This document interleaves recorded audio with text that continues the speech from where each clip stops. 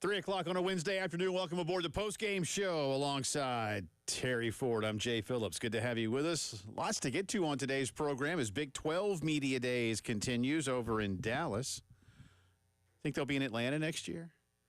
Just kind of switch up conferences. I don't know how that's all going to work. Now, Dion has, I think, just wrapped up or may still be given a few comments. They're having this at the Cowboys complex, the Star, in Frisco, Texas. We were in downtown Dallas last year for SEC Media Days. And, of course, next week we'll be in downtown Atlanta, GA for SEC Media Days, and we'll be there all week for you here on the game.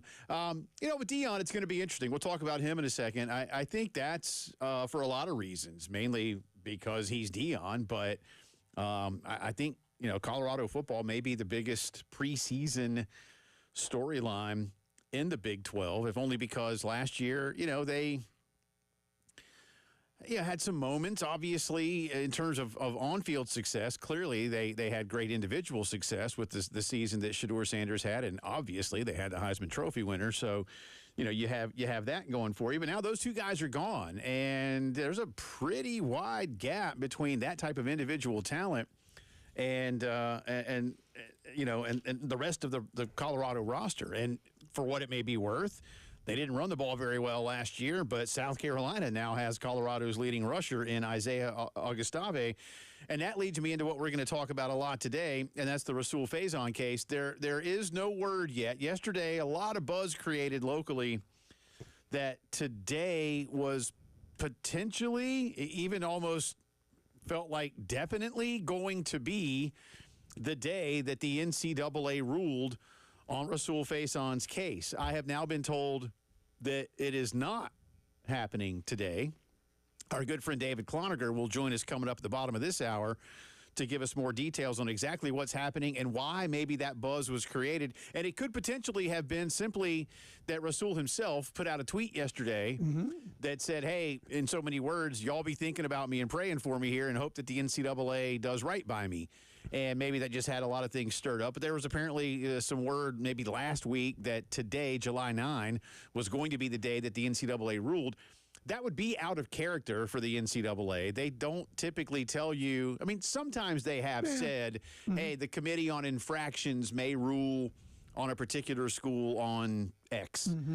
Typically, though, in situations like this with individual players and eligibility situations, Terry, they let you know when they've finally checked all their boxes. Yeah, well, here, I think in this case, you've got a lot of Rasul. Okay, so Rasul Faison's kitchen. Let's go to Rasul Faison's kitchen, Jay. You and I. You like food. You like to cook. I do. I think when we walk into that kitchen, we're going to see a lot of cooks. Potentially. And if you have potentially a lot of cooks in your kitchen, they all will talk about the food, right? Yep. And they might all have different opinions and agendas and ideas about how you cook the food. Yep. So sometimes maybe you get information from one of the cooks, but you find out that might not be the information from another cook.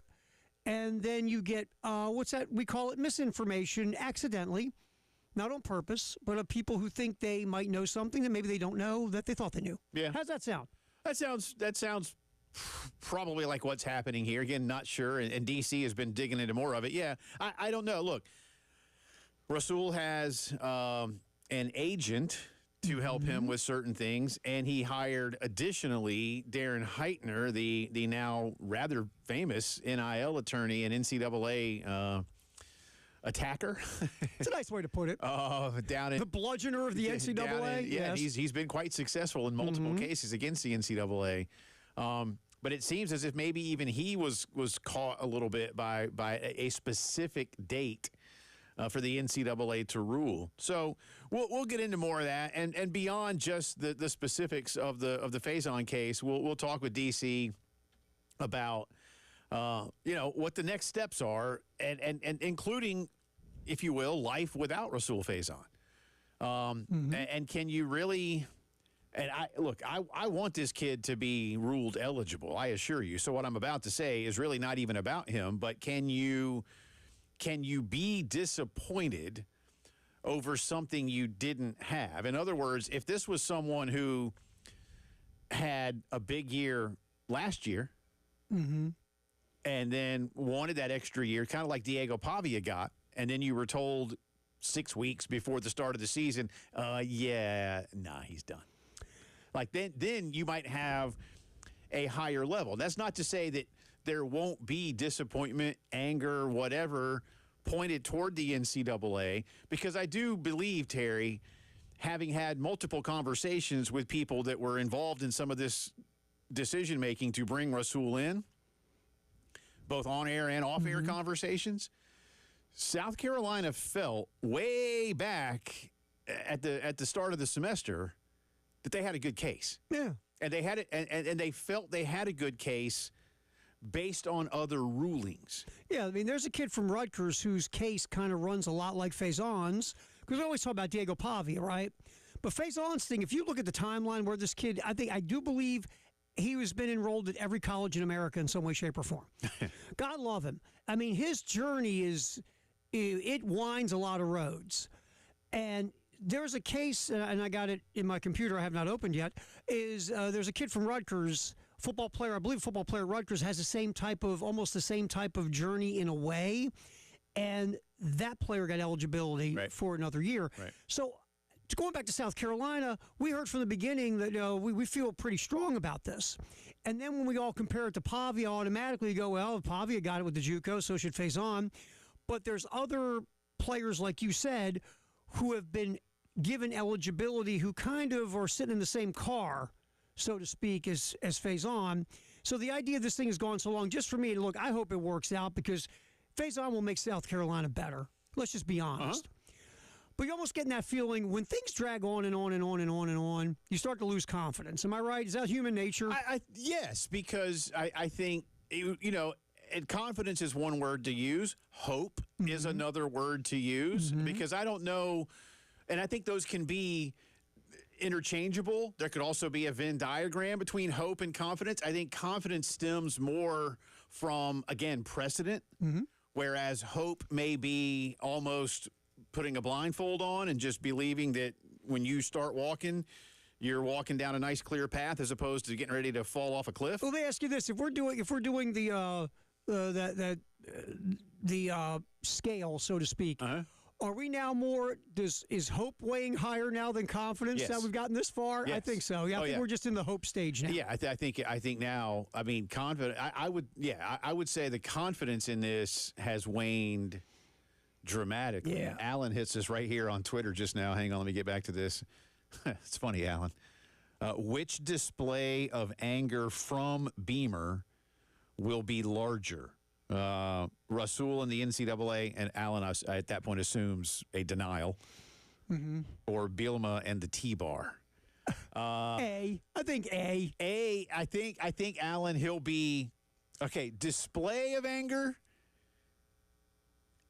I go with A because I think that's now. I don't. Right? Yeah, I don't know. I don't know if Shane will get up from his desk or wherever he may be in the moment if a denial is what is ruled, and start screaming and throwing stuff. Remember when he kicked the thing and broke his foot? Yeah. Will he do that over Faison? I don't know, but I think so maybe a display of anger because. That was quite a display down in Orlando last year. But Alan, I think there could be certainly an equal measure of anger. Yeah, I think like the Bielema thing. I mean, Shane was lit up. Let's just be honest. Well, Bielema was being a tool, and Bielema was being a tool. Absolutely. I think this. He might not show that type of display of anger to Alan's tweet. But if you ask Shane, like, what is more, like, impactful, like, for a long term? Because this could impact your entire season. It will. Yeah. I mean, you've gone in thinking this is your guy. Yeah, and at least again, hoping, yes, it's your guy. And with Bielema, that was in the moment, right? That was in the moment. But this one is more of a long-term effect. I mean, yeah, that was heat of the moment, really good game.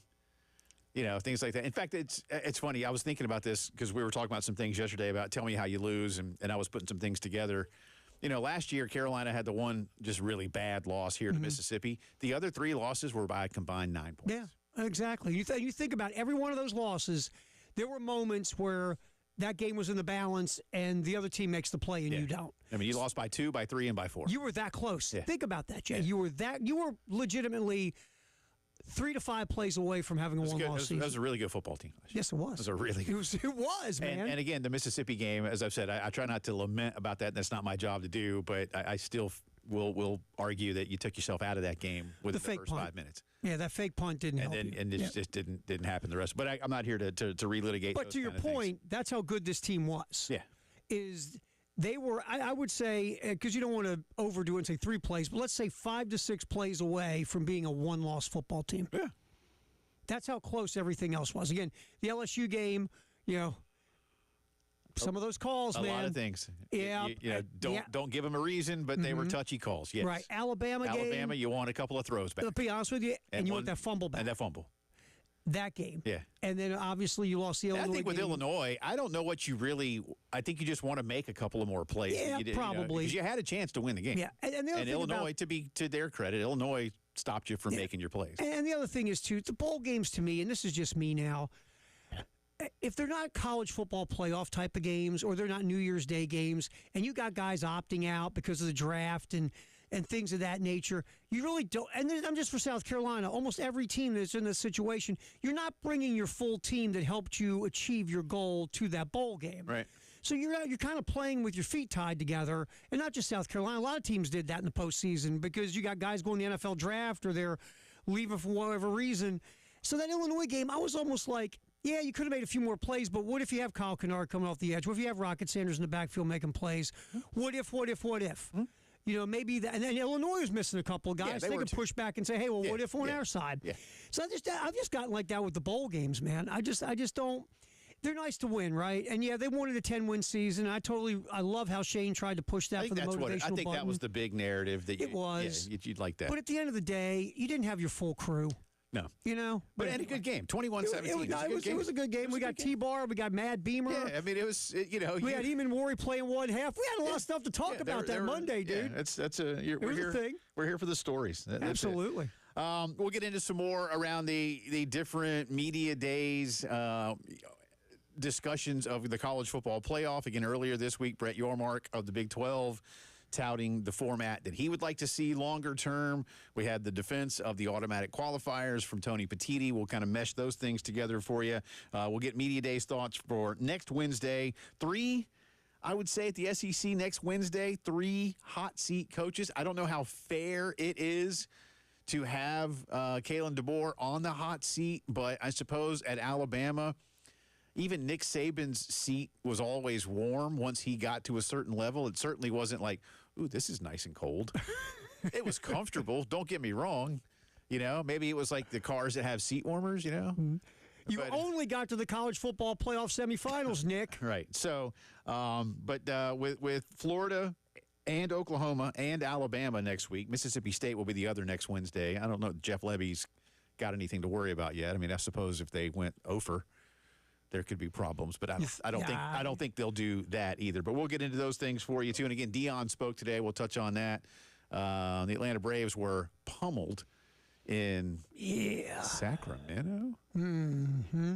Sacramento, man. In that minor league ballpark in Sacramento. It almost feels like that. There's just a ring to it of like, you got beat by a minor league team. My man, when the leadoff hitter, who by the way is from Atlanta and grew up a Braves fan. Yeah. Smacks an inside the park homer on the first pitch. I didn't see, by the way, but if anybody when was the last time that 2 inside the park home runs were hit on the same day in Major League Baseball? One is a game winner, and one is the leadoff hitter. Yeah, and that, yeah. One to literally start a game, at least from the offensive perspective, home team perspective, and then another 2 quite literally did end the game. So that did happen yesterday. All right, we'll come back on the other side. Today's start bench drop. We had one. Then I did some research. I was like, oh, wait. There's a big celebrity birthday. You pulled a bleeping okey doke. I did. So our start bench drop today is not sports related, although it could have been, technically. But it's a pretty big start bench drop from the big screen. We'll give you that and a whole lot more as the post-game show rolls on.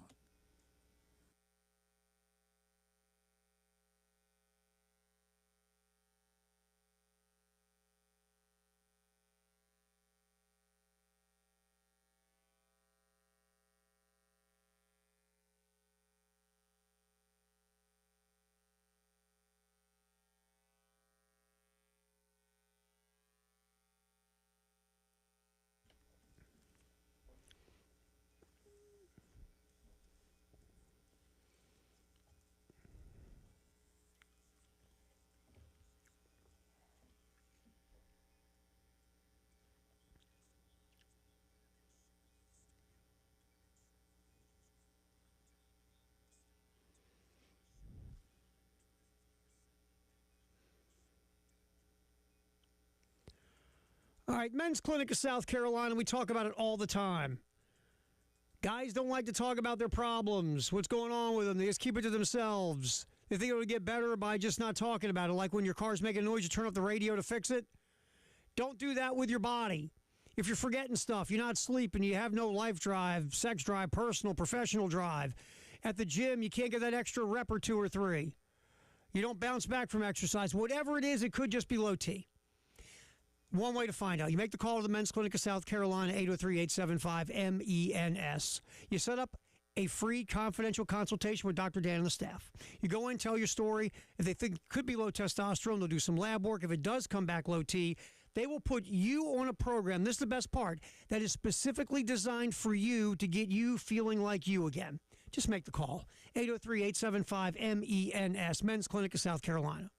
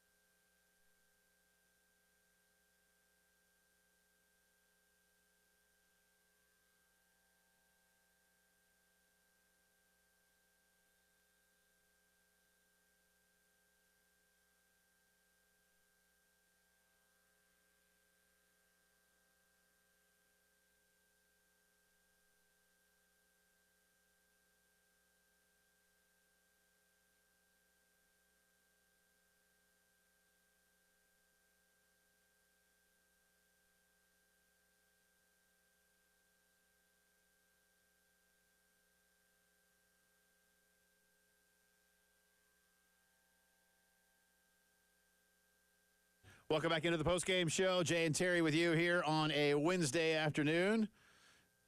We got a fun start bench drop for you here today. It's the 69th birthday of Tom Hanks. And we have 3 movies picked. Now, I don't want you to get, like, if you say, Jay, why didn't you do, listen, it took me once I decided that we were going to do it, because Terry and I will tell you, well, I don't want to tell you what it is because we'll save the one we were going to do. Right. But we had one. I'll just tell you that it had to do with NFL quarterbacks, but that's obviously a broad topic. And I thought it was a pretty good one. And we'll get back to that one. We'll come back to that one. But we decided to move that one when I was like, oh, it's Tom Hanks' birthday. And so then I was like, all right. And I thought about, and I would tell you that I didn't necessarily put my favorite Tom Hanks movies on here. Because I probably don't know that I could pick Tom Hanks movie and say that, I don't know that I could. It's insane. Once you go through his filmography, well, you insane. asked me just now to look up what, give or take, his movies have grossed from the box office. This is going to be gross. Go ahead. Now, what was your I said 1 or 2 billion at least. Yeah, you're right. 1 or 2 billion at least. More than 10. Oh my! You said 5, right? Yeah. You said 5. I said it's probably more like 5. Right. So we're both way combined. off. We didn't even get it, bud. No. If we'd added the 1 plus the 2 plus the 5, we're still 2 billion off. Wow. I don't know, but we picked 3. Now I can play you the first one when you get ready. Okay, so here they are. Well, I tell you what, just go ahead with this. This is the first one. This is from one of them. Yeah. Hello. My name's Forrest Gump.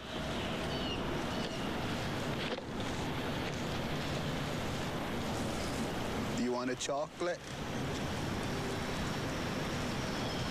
I could eat about 1.5 million of these. My mom always said life was like a box of chocolates. There you go. That became one of the great lines ever uttered in film. I don't know what my favorite line in that one is. Sometimes if I get mad about something, I'll go Greenbow, Alabama, or maybe I went to the White House again. I met the President of the United States again. And all the Dr. Pepper you could drink, which, again, we get at Media Day, so we feel like Forrest Gump. The best part of me is the dude's returning kicks for Bear Bryant. That, run, Forrest, run. Stop, Forrest, stop. And on we could go. I love that one. So the 3 we're giving you, and, again, we could make look, the man has been in like 60-something films that have all made lots of money. All right? And don't forget, too, he's Woody. Yeah. As if he needs, like, just in the live action things, but the man is Woody. All right, and the 4 Toy, and there's going to be a 5th one, by the way, but the 4 Toy Story movies do just fine, thank you. So we're giving you, in alphabetical order, Apollo 13, Forrest Gump, Saving Private Ryan. Those are your 3 start, bench, drop Tom Hanks films for today. Now, again, we could make do this all week. We could do make this all week. Nearly 20 start, bench, drops with 3 films and just put them in there. We if you want to add in for a secondary like comedy one, I put Bachelor Party, League of Their Own, and Splash. Yeah. For those of you that aren't of maybe Terry and my generation, trust us. Without Bachelor Party and Splash, I don't know that Tom Hanks becomes a star. Yes, he was on a funny sitcom for a couple of years. Bosom Buddies. Yeah, it was funny. Yeah, it was funny. It elevated him. But to have worked with Ron Howard in Splash and John Candy and Daryl Hannah and Eugene Levy, y'all, Splash is brilliantly funny. And you may say, that movie about a mermaid? She's secondary. I mean, she's a great character. She's part of it. But Tom Hanks and John Candy are they're brothers, and they are polar opposites. I love Splash. Splash is fantastic. It is so bleeping funny, man. And from start, and Eugene Levy as the bad guy is. It's just great. I love, and again, Ron Howard directed that, but I love that movie so much. I will tell you, Bachelor Party is so wrong and so funny. It is, man. Bachelor Party. Think of it this way. I think this is a great way to look at it too. If you love The Hangover, You love Bachelor Party. Bachelor Party was The Hangover. That's perfect. 30 years earlier. That's a perfect analogy. I mean, there are things in Bachelor Party when you go, man. wow. Yeah. And the 80s were filled with comedies like that. But Bachelor Party. I will say this: the Nuns had moments. It's so good. And then later with League of Their Own. League of Their Own. He's so good in League of Their Own. And he's not the lead. I mean, it's Gina Davis's movie and her sister. Now I just forgot the actress's Madonna was name. in there. No, also, Rosie O'Donnell's in there. No, it was Petty. Laurie Petty. Laurie Petty. Yeah. Yeah, Laurie Petty. She Tank Girl. She was, they're the stars, and then Tom Hanks is like the supporting guy. He was great as Jimmy Dugan. And there's another one I'll say too all the time, like avoid the clap, Jimmy Dugan, and he yells out, "That's good advice." He was phenomenal in that Jimmy, movie. if we paid you a little bit more, could you be a little bit more disgusting? Well, I could certainly use the money. Yeah, they're so quotable. But anyway, so it was hard. I mean, listen, I love the Da Vinci Code and Angels and D. I love all of those Langdon films. Again, Sully was fantastic.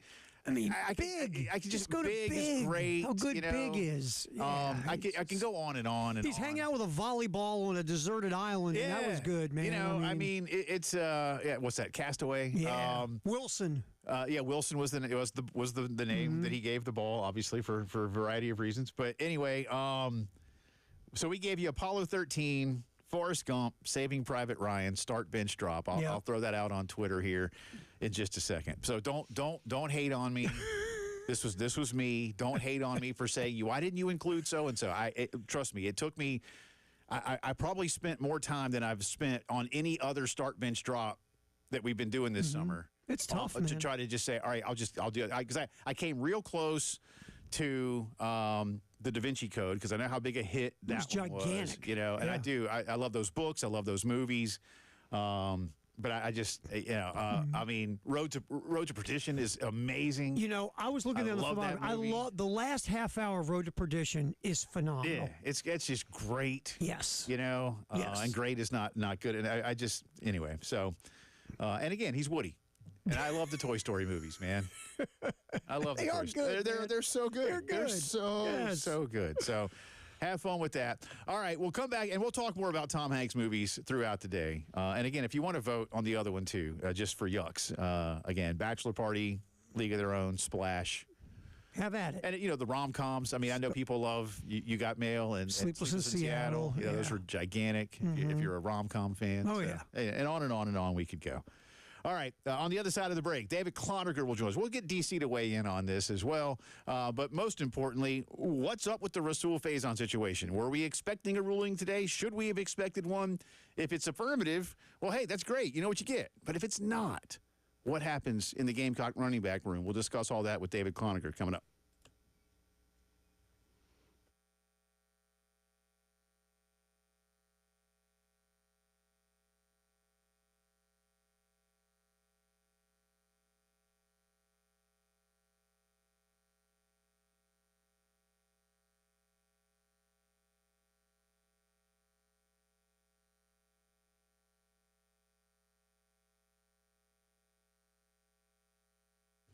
Griffin Pools and Spas is ready to help you and your family turn a backyard dream into an everyday reality. Again, it's another scorcher in Columbia, well over 90 degrees across the Midlands.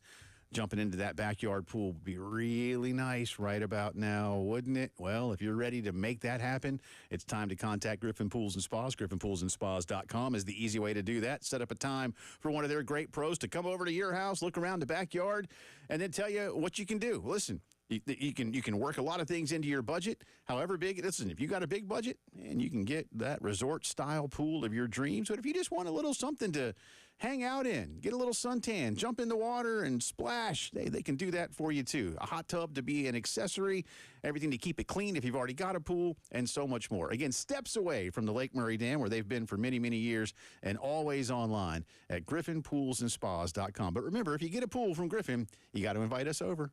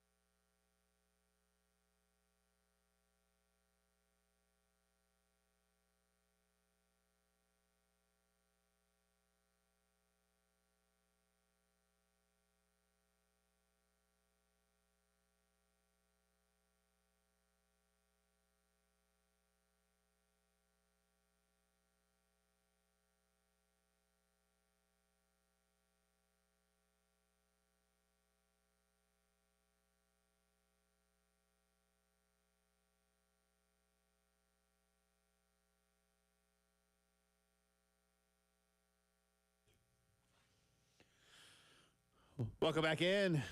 3:34 on this Wednesday, and it has come up a big one here in downtown Columbia. Sounded like a building fell over just a second ago, but that was just thunder, I think. I hope. But it's raining, so be careful out there. Yeah. Let's hope that was just thunder. Okay. I don't know. That's always the goal, man. That's the better alternative. Our good friend David Cloninger joining us now. We will not talk about the Atlanta National League Baseball Club today. We will instead focus only on the Gamecocks, and maybe I'll get David to weigh in on our Tom Hanks start bench drop, unless you want to talk about the Atlanta National League Baseball Club. I got nothing to say except this, Jay. Only 22 more wins, and they don't lose 100 for the season. There you Good go. riddance. Got to have goals. Got to have goals. Yeah, there you go. Right there's a glass half full. Right there. Let's jump in, DC, because I think yesterday, and maybe it was partly because of Rasul's tweet, urging people to think and pray for him as the NCAA decision looms. Maybe there was other information that was out there, but maybe a lot of us believed that today was going to be a day where the NCAA gave a thumbs up or thumbs down on his eligibility. What more can you tell us about where any of this is? Right now it's status quo, Jay. I still don't know if he's going to be cleared or if he's not going to be cleared, and still don't know when a decision might be coming. Now, I know that there was information out there that today was going to be the day. It was mentioned in our paper, written by my good friend and columnist Scott Hamilton. He was told by folks in Rasul's camp that it would come that day, or more specifically in or on or around that day. And, of course, I think he put in the paper that it was like going to be definitely today. So, hey, we take responsibility for it. That obviously ended up not being true. But, I would hope that they would go ahead and get this thing done, because the preseason camp starts at the end of the month. But more importantly is the timing for Rasul Faison. What we do know, and speaking from members of his camp, is that if he is denied by the NCAA, it's unlikely that he will try to file a lawsuit to get the year back. It's unlikely. And that is because he's already been talking to, or some people in his camp have been talking to NFL teams to go ahead and issue him an invite to training camp. And he would take one of those and go ahead and try to get his pro career started. And NFL training camps, I believe the first one will start in 6 days, but they'll all start sometime over the next 2 weeks. So hopefully they get a decision in, they find out what's going on, and then see what happens. But if he does get denied, what we believe is that it is very unlikely there will be a lawsuit filed. It will just be, okay, it stinks, it's a terrible decision, but that's the decision, and he'll move on. All right, David, now you're going to be Matlock. You're a legal expert. You're a guy that understands all this stuff and all the reading you've done to make your head hurt on this subject. What do you think, just by looking at this, could be the major sticking point of why this is taking so long? It's the 5-year clock, Terry. I believe the NCAA is trying to find out, when exactly they should say that clock started. Every athlete gets 5 years to play for, at least under the old rules they did. And, Rasul Faison went to a prep school in 2018, so that definitely did not start the clock. But in 2019, he was at Marshall as a gray shirt.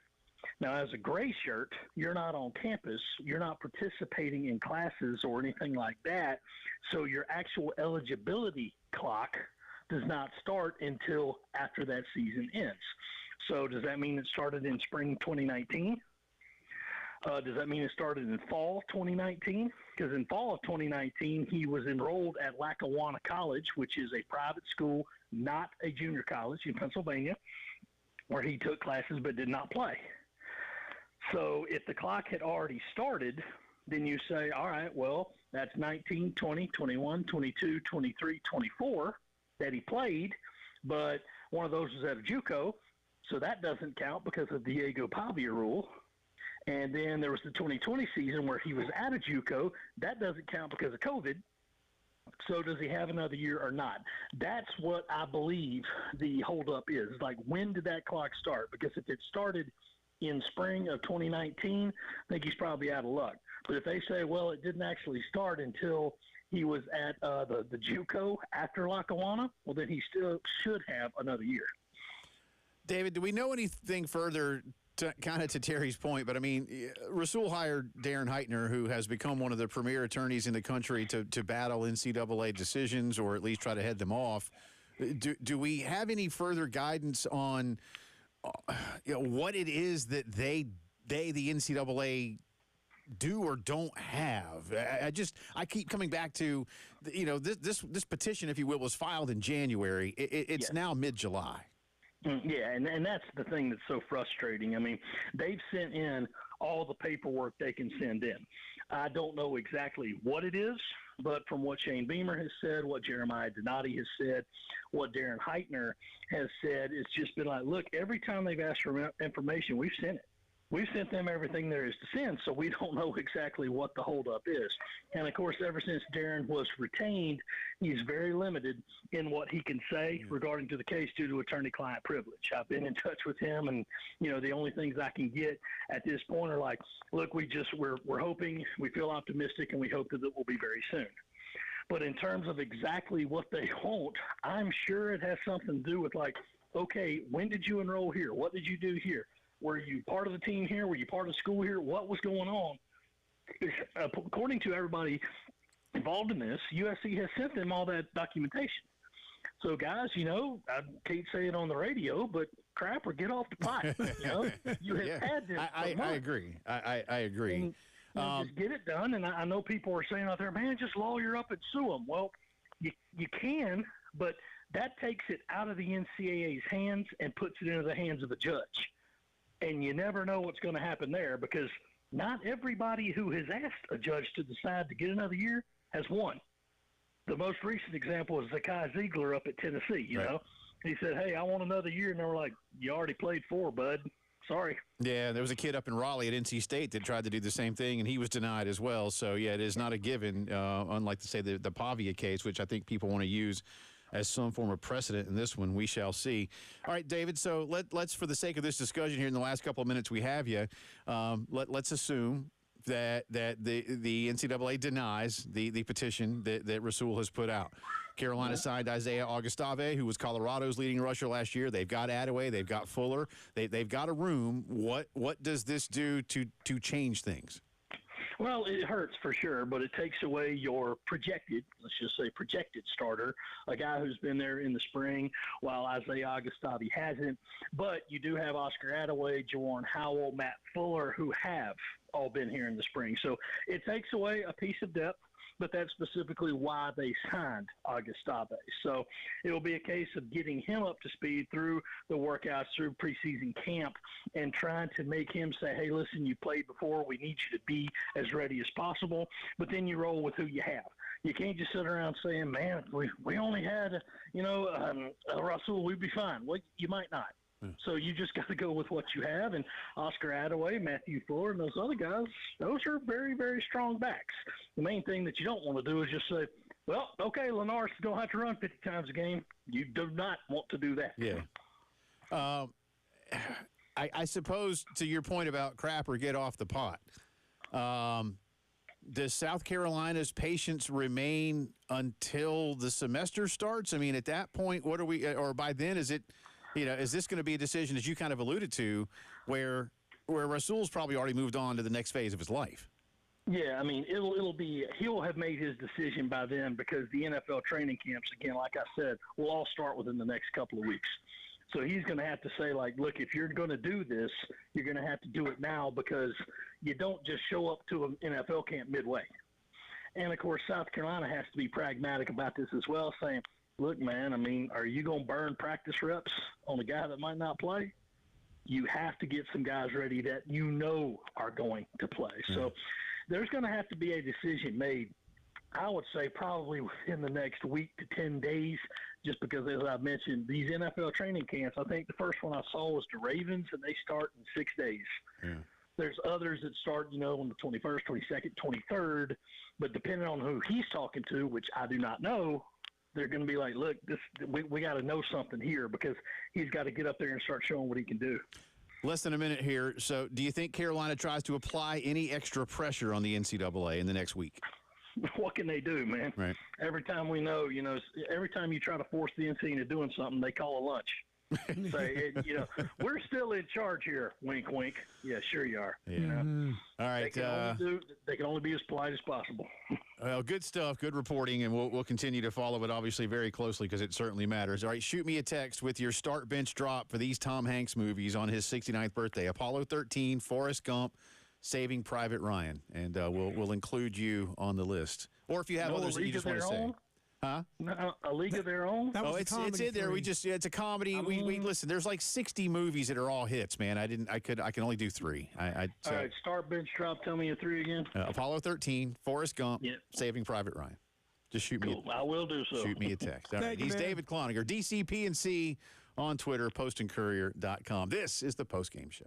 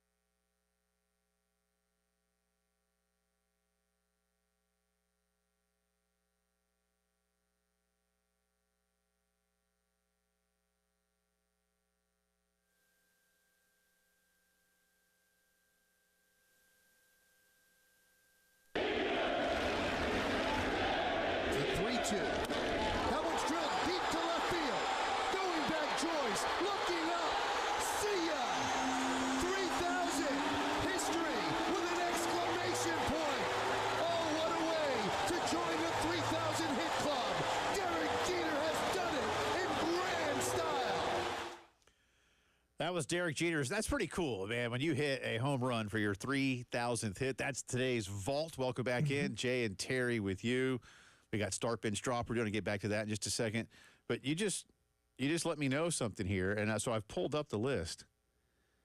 Derek Jeter is the only New York Yankee to have 3,000 hits. Think about that for a minute. Only New York, all those guys, DiMaggio and Ruth and Gehrig and Mantle and all those greats. Here's the top 10 from 10 to 1. Number 10, Earl Combs. My favorites. 1,866 hits. He was an outfielder. Bill Dickey behind the plate, 9th, 1,969 hits. Then the great Yogi Berra, 2,148 hits. Don Mattingly, who I thought was closer than this, 2,153 hits. That back thing ruined his career, man. He's number 7 on the Yankee list. Joe DiMaggio, who some believe, along with Ted Williams, maybe the greatest hitter of all time. One of them, certainly. Joe DiMaggio, 2,214. Now, again, he went to the war. That took away some time. Like Ted did. Ted went twice? Yeah. Ted was a maniac, man. He was something else. There needs to be a really good, Tom Hanks should have played Ted Williams about 30 years. You know what I'm saying? He could have played a good Ted. Number 5, Bernie Williams, 2,336. Number 4, Mickey Mantle, 2,415. He was hurt and drunk all the time. Yeah, well, his knees gave out on him in addition. So does liver. Yeah. Number 3, Babe Ruth, 2,518 hits. Remember, he was a pitcher for how many years? Yeah, with the Red Sox. Hit a little bit too, but still had a lot. Number 2, Lou Gehrig, who of course got ALS and had to give it up at 2,721 hits. That's a no-brainer to 3,000 if Gehrig doesn't get sick. Probably even more. Yeah. And that Derek Jeter hit there, that was 3,000 that you heard. Derek Jeter finished his career with a whopping 3,465 hits. How about that? So that's hard. I don't know that I've ever looked it up, man, to realize that. Because if you had asked me, I'd have said, if you had said, hey, how many Yankees have 3,000 hits? I'd have been like, 5 or 6. Well, you think about it for a minute. In all seriousness about Mantle, Mantle was a phenomenal player. Came up, he was fast, he could run, he was a switch hitter, power, average, everything. And, remember, he stepped in that drainage hole early in his career. He was hurt a lot. And, and again, Mick loved the party. How much did that affect his, later in his career? But Mantle, you think would be a no-brainer because he was so physically gifted and had so many great years. Then you think about, why isn't DiMaggio at 3,000 hits, but he went away to the war? The war. Again, Mattingly, the back thing. Mattingly, what do you think, Jay? For a span of 3 or 4 years, Gwen and Boggs were the best hitters in the 80s. Yeah, I mean, just so and good. Brett. And so then, but he didn't because of injury. I mean, for Bernie, no offense to Bernie Williams, Bernie Williams was a really good player, but you don't think of Bernie Williams on the level of those guys. No. And Bernie's sitting there, number 5 or something on the list? Yeah. It's just interesting that all these Yankee greats, you can give a reason why they didn't quite get if the you had 3,000. said, does Bernie Williams have more career hits than DiMaggio or Mattingly, I'd have said no. You say no way, right? No. But he does. It's crazy. Well, I know this isn't apropos, but since I'm a Braves fan, I'm going to bring up the Braves. I've given you this stat before as I look at how many hits Derek Jeter has. But I remind people for the great Henry Aaron, who is still, to me, the home run king. I don't care what anybody says. But if you take away every one of his 755 home runs, he still has more than 3,000 hits. How crazy is that stat? That is a phenomenal stat. I mean, he had like 3,800 and something hits. Yeah, I mean, and the thing, he never had a 50 home run season. No. He just was so consistent. Hit 40 a lot. Yeah, just tons of 30 and 40 home run years. The guy was a rock in consistency. So, Unreal. Good stuff. Good Very stuff. Cool. So that's today's Vault. Sponsored by our buddies over at Purple Wave Auctions. Thank you very much. Look at you. You know what you're doing. Let's not get crazy now. We have had several of you hit us real quick. And like we said, today's Start Bench Drop is in honor of Tom Hanks' 69th birthday. We looked it up. The man, the films that he has starred in have grossed more than $10 billion. Almost everything he's in is a hit because, he's Tom Hanks. But a lot of people wanted some comedies. And we said we were going to do this. So because Cloninger just sent me his, and he said, "Where's Bachelor Party?" And Brian Burnett said, "Where's Bachelor Party?" And others of you like, "Where's Bachelor?" We've given you a second start bench drop today. Comedies. Yes, with Tom Hanks comedies, and there are more, but Bachelor Party, League of Their Own, Splash. So start bench drop. Those three We have as well. 2 start bench drops today. Yeah. That's how popular that's Tom Hanks is. And we could get, again, with 60-some hit films, we could do 20-some start bench drops. Right. And they'd all be fun, right? Yes. And again, as I kept saying, he was also Woody. So if you want to start bench drop and then drop again the 4 Toy Story movies, hey, have at it. Hour 2 coming up.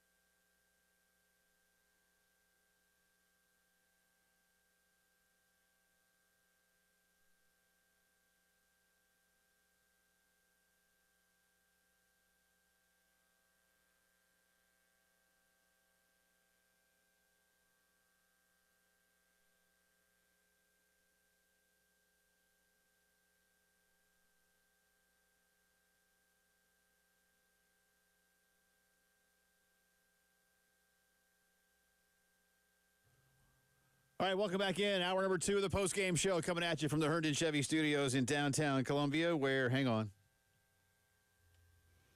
Yeah, It doesn't look like it's raining anymore. Yeah, it's still a monsoon, but not as bad as it was. All right. Okay, we're not monsoon yet. We're heavy rain. Yeah. Heavy rain. Yeah. It was heavy for a second. Yeah. I can't see out the window anymore. They don't let me. They keep me in a cave here. It's because you want to see out the Don't window. worry. I've complained about it. It just doesn't help. That's fine. I'm good. Look, I'm fine. Look, it's fine. It's you fine. know, complaining to the guy in charge gets you nothing in this place. You know that. It don't matter who I complain to. I just show up and do my job. We got a lot of fun today with Start Bench Drop. Many of you hitting us now with both. I just had somebody, hang on, let me go back to who it was. Jason hit me and said, in terms of the comedies for Tom Hanks, Start League of Their Own. I haven't seen the other two, so I hit him back and said, do yourself a favor, see Bachelor Party and Splash. Yes. Because they're both hilarious. Now, Bachelor Party, again, is more early 80s. It's got a little crude to it. Yeah. Mm-hmm. Yeah. Yeah. Just give you a head. Just give you a warning. It's got a little crude to it. If you remember, but again, like I said, I like it. If you like The Hangover, Yes. I would say it's like I'm not going to say it's like because it's 30 years older than The Hangover. Mm-hmm. So The Hangover may have borrowed from Bachelor Party, but it's got that going. It goes down that road. It's got that going. Yeah. For it. It's that kind of comedy. Yes. Yeah. There's Absolutely. No, without tigers. No, or Mike but it Tyson. involves a donkey. Yeah, that's true. Just saying. Just saying. It's a really funny movie. It's so fun.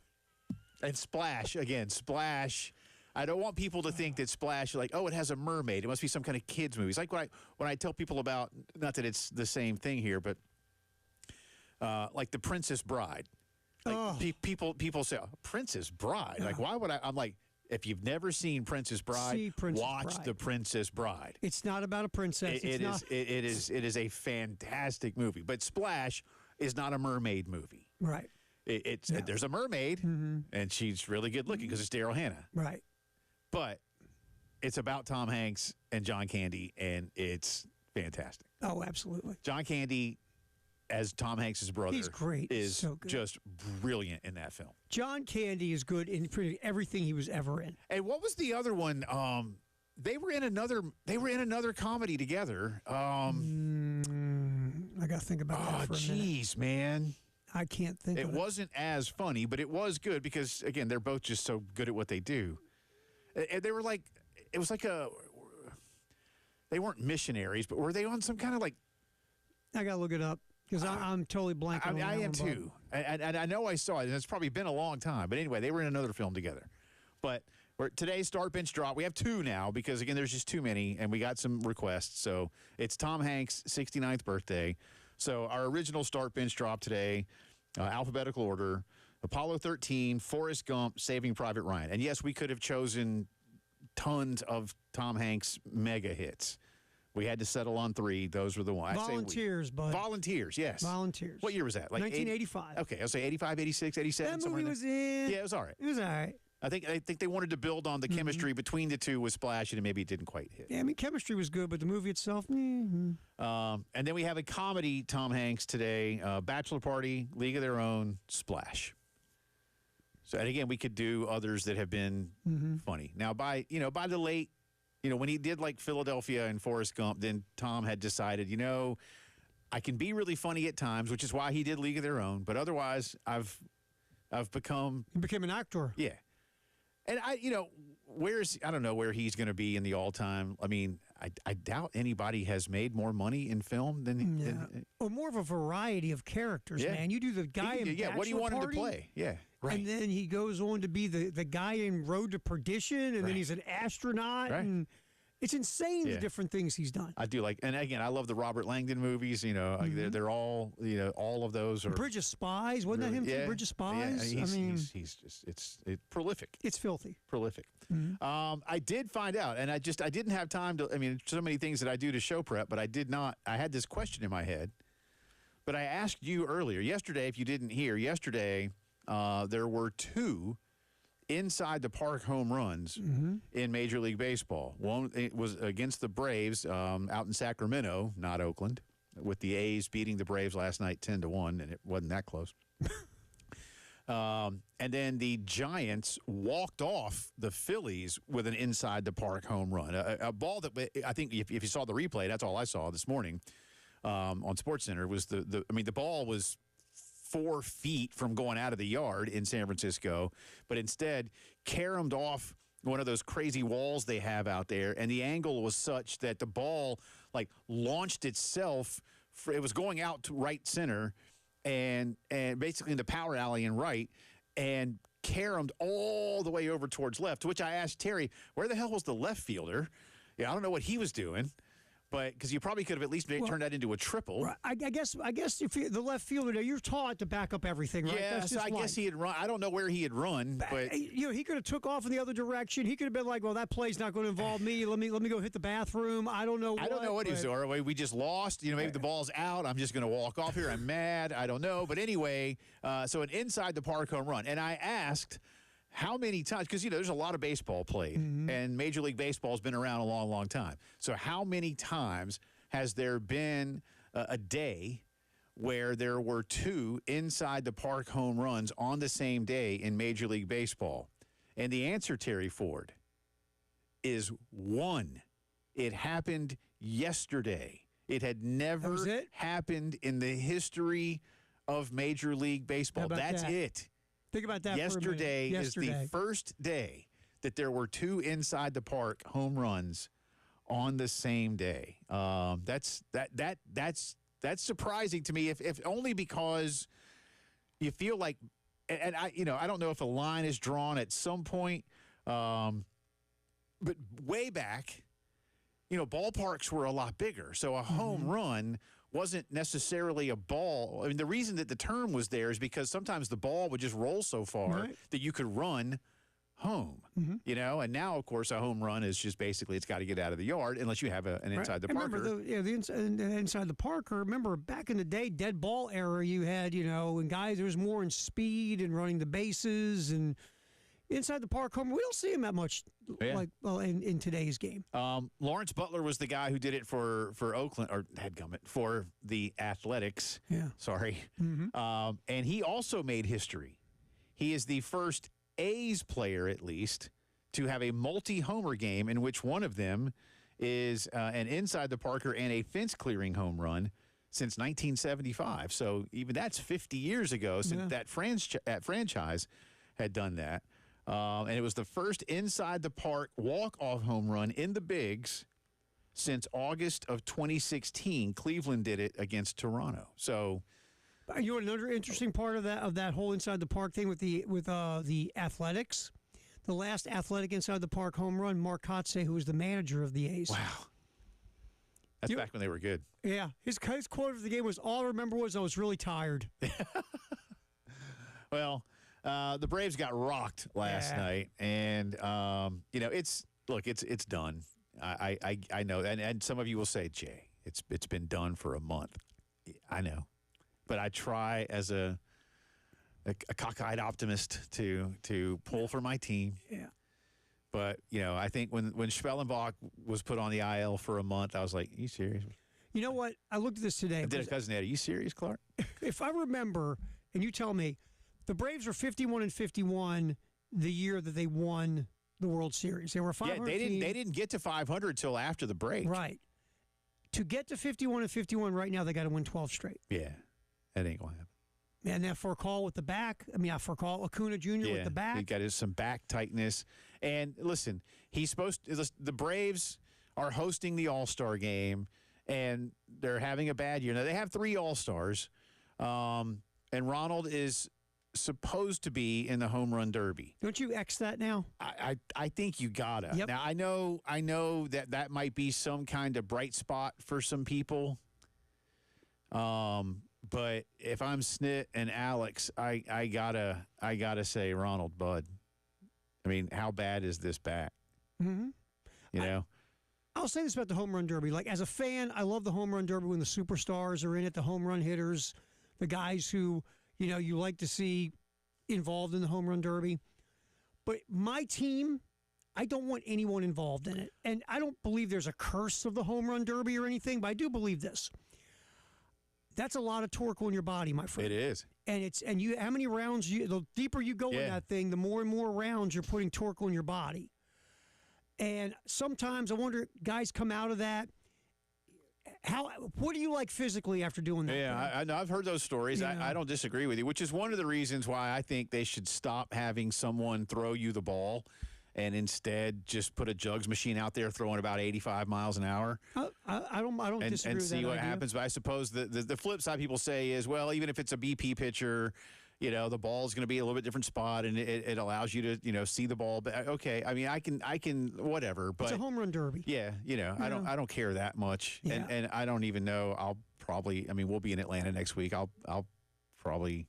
Mm-hmm. There's a part of me that wants to. I looked at the ticket prices, just for home run derby. Mm-hmm. I'm like, I'm not sitting in Atlanta's heat to go watch guys take glorified BP. Yeah, I'd rather watch it on TV and air conditioning. Yeah. Or at one of those many establishments in Atlanta. Right downtown. Where it's nice and cool. Now, wasn't the All-Star game in Texas last year when we were at the SEC Media Days in Dallas? Now, the difference, I was saying to Tyler earlier, who's from Georgia, Atlanta and Dallas are roughly, I think the metro areas have roughly the same amount of population. Mm-hmm. But, man, like, Dallas is way more spread out. Spread out crazy. Like you can get, the ballpark in Atlanta now is technically in Cobb, but it's only like 10 miles from downtown. Mm-hmm. And, depending on traffic, should take you about a half hour, 20 to 30. It depends, because there's no MARTA out there. There should be, but I don't know if they're going to work on that or not. But even if you said, hey, we're going to build a MARTA train out there, it'll be 10 years. But the ballpark in Arlington, whatever they call it, that was a truck, man. It's almost an hour. Field or whatever. Yeah, it's almost an hour. And they wanted to take us out there the night after the All-Star game. And I was like, yeah, no. Remember, we were like sitting there. I was like, I've seen an empty ballpark. We're like, nah. Yeah. I feel like we're going to see people like sweeping up after the All-Star game. Yeah, it was just like, why? Yeah. Remember, you and Elijah, myself, we were like, we're good. Not doing that. We're good. So, but we did do football bowling, which was phenomenal. Fun. That was fun, and I don't know what they had planned for next week. But anyway, I'll watch the All-Star game, and again, there's 3 Braves in it, so that's. I'll be honest, good. I still look. Thank God the Pro Bowl's gone because no one cared. I hadn't watched a Pro Bowl since I was in diapers. I told you, last time I saw a Pro Bowl, somebody had it on a TV in 1994. The NBA All-Star game, some people they don't like to see it because nobody's playing defense. But I'll say this. I still turn on every year the Major League Baseball All-Star game and have it at least in the background. Yeah, I'll pay attention. There's something about it. So, but even now, I think Bud Selig killed it. And again, I was telling a buddy of mine last week, actually, or 2 weeks ago, I guess, because it wasn't when I was at the beach 2 weeks ago, because we were talking about being there, second year in a row in an All-Star city. I said, but the All-Star game to me, my lasting image now is Bud Selig like doing the hands up, like the shoulder shruggy guy. What to do if we're tied? Yeah, when they had no pitchers left, and it's like, well, this is what happens, sir. I was getting ready to say something else. Mm-hmm. And then I got a great idea. Let's have the winner get home. Yeah, field and that. Yeah, I was like, to make it count. I'm like, stop it. Do you think? I'll just throw this out. Do you think because I'm like you, it's not appointment TV for me anymore. Do you think we're just getting older, man? No, I don't. I think the numbers would tell you. I think, look, it's a fun. Baseball has become a ballpark experience by and large. I mean, yes, it does okay on television, but it's on TV. It's more of a regional. It's very regional. There's no. Yeah, I mean, look when I don't know where this stops, and some people may still tune in, but I don't. Look, I don't even know half the time when the Saturday game on Fox is going to actually be broadcast. I remember when the national game on whether it was NBC or whatever. Garagiola and Kubek. And Kubek. 1 o'clock. Great, and it mattered. Yeah, and I wouldn't necessarily always watch the National League games back then, but if like the Royals were playing the Yankees or something like that, yeah, I'd get into that. Mm-hmm. I was like, oh, cool, American League baseball. Yeah, I watched tons of Cubs and Braves, obviously, on GN and TBS. But anyway, all right, we'll come back on the other side, get back into a little football talk for you. Why does Tony Petitti of the Big Ten want automatic qualifiers? Y'all, I think he has swayed me, and I will tell you why next. Oh, no.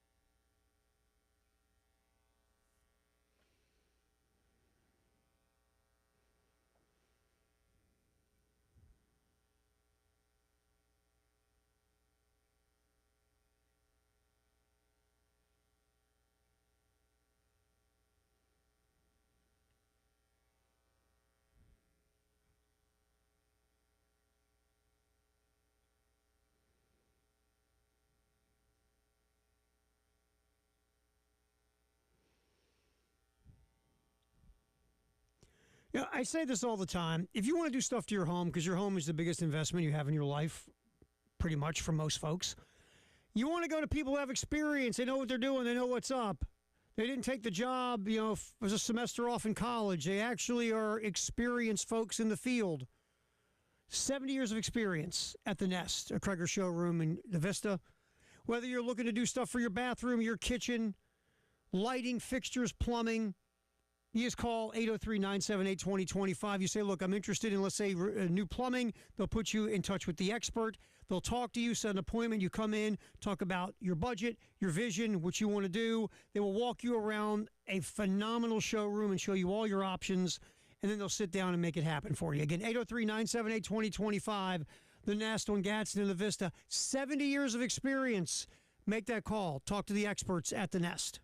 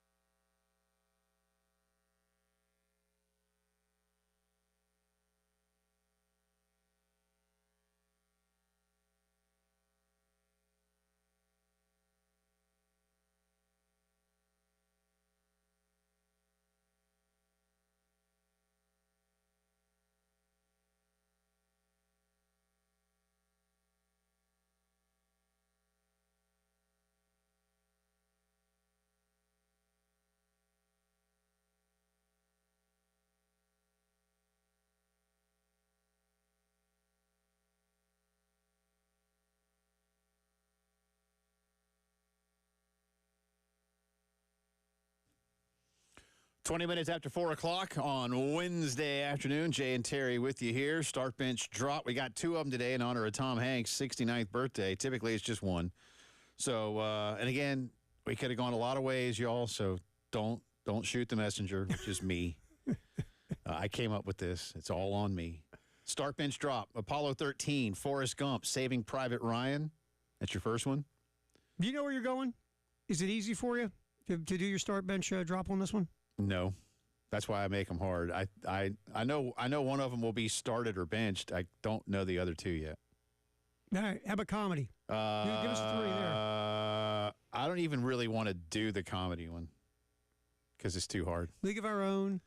The comedy one is, again, alphabetical order, Bachelor Party, League of Their Own, and Splash. That's tougher than the drama ones. I think it might be. For me, that's tough. And again, you could start bench drop the Toy Story movies, +1. You could start bench drop the Robert Langdon movies. You could start bench drop his rom-coms. Yeah. You could start bench drop his, like, I'm playing a real person. Ready? The rom-com would be, because it would be Sleepless in Seattle, You Got Mail, and Big is more than a rom-com. I think but Big you can counts. throw a rom-com in for Big. It's weird to call it one because of the character he's playing, but it would certainly fit within the parameters Elizabeth of Perkins, right? Yeah. That was, because, yeah, kind of, yeah. It would fit. Yeah. You know, I don't know if it's quite the same. But you could throw those 3 together. But you probably could. Big's funny, man. Big is great. Big is so good. It's funny. He's awesome. But anyway, there you go. So have fun with those. We'll get you some results coming up in just a little bit. All right. So, we're in the middle of bona fide talking season. This week, Big 12 Media Days is taking place out in Frisco, Texas at the Star, the Cowboys facility. Next week, ACC, Big 10, SEC.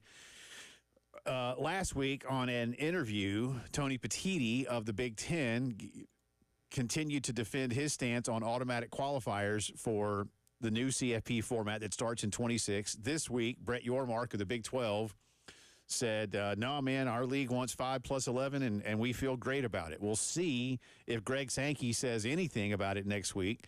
Yormark did believe that Jim Phillips of the ACC will agree with him and say 5 plus 11. Now, I've been back and forth on this for a while as a fan when it comes to what I'd like to see. First, I certainly believe, and I think you do as well, Terry, we're going to have 16 schools once this thing grows, into next year. And by the way, just to remind you, college football playoff leaders have until December 1st to tell Disney what the format is going to be. So they don't have to rush, but they need to move along. Right. And it's sooner the better. So Tony Petitti last week basically said he wants the 4 plus 4. That's 4 for the Big 10, 4 for the SEC, 2 plus 2, 2 for the Big 12, 2 for the ACC, plus 1, highest group of 6 conference champion, and then 3 at-larges. And let's face it, Notre Dame should get one of those virtually every year. Well, they're going to try. Yeah. I mean, to put Notre Dame loses 2 games or less, they're in. Yeah. Every year. But still, we'll call it 3 at-large teams. And he said this on Joel Klatt's show. Quote, the alternative to this system is expanding the field and giving the committee more to do. If you go to 16 and you have 11 at-large, you've just added even more decision-making. The answer is, well, at that point, it gets to be easy because you'll cover everybody. No, he said, because the more spots you put into the system, the more difficult decisions you're facing. Teams start to look more alike, as we all have a tough road loss. Some of them may have stumbled at home in a tough conference game. The sequencing of when you play. You might be at a really difficult place and then have to go on back home and play somebody else or be on the road for 2 weeks. The journey is relevant, so I think you make it harder. And he wants to, quote, reduce the role of the committee. And when I saw that part, I jumped on board. Now, I will reserve the right, as both a professional that covers this sport and as a fan, to say I can still jump off this train. But, Terry, at first, I was swayed by those who said if it's automatic qualifiers, it's just participation trophies. I get that argument, and I kind of bought into it. And I thought, just go settle it on the field. But the thing is, I am more convinced that we will not have that committee find a way to work in the different metrics that people want them to in a way that the baseball or basketball committees have. And beyond that, we are looking at 1/4 of the amount of teams in a football playoff than we do in a basketball or baseball playoff, if you will. My point being, in the basketball and baseball playoff, every good team, every great team is in. Every good team is in. Every mediocre team is pretty much in. Now, you should say, well, Jay, mediocre teams don't deserve to play for a championship. I don't disagree with you. There won't be any mediocre teams in a 16-school playoff. There may be some teams that shouldn't be there, but this is all about money, and we have to understand that part of the equation as well. So at that point, I was like, you know what? I'm with Mr. Petiti. I don't want this committee to have more to do than they already do. Right now, they had to pick 7 schools, Terry. Now we're going to ask them to pick 11 schools. And no matter what you tell me, I don't mean you, although I might mean you. No matter what you tell me, everybody somewhere has a subconscious agenda.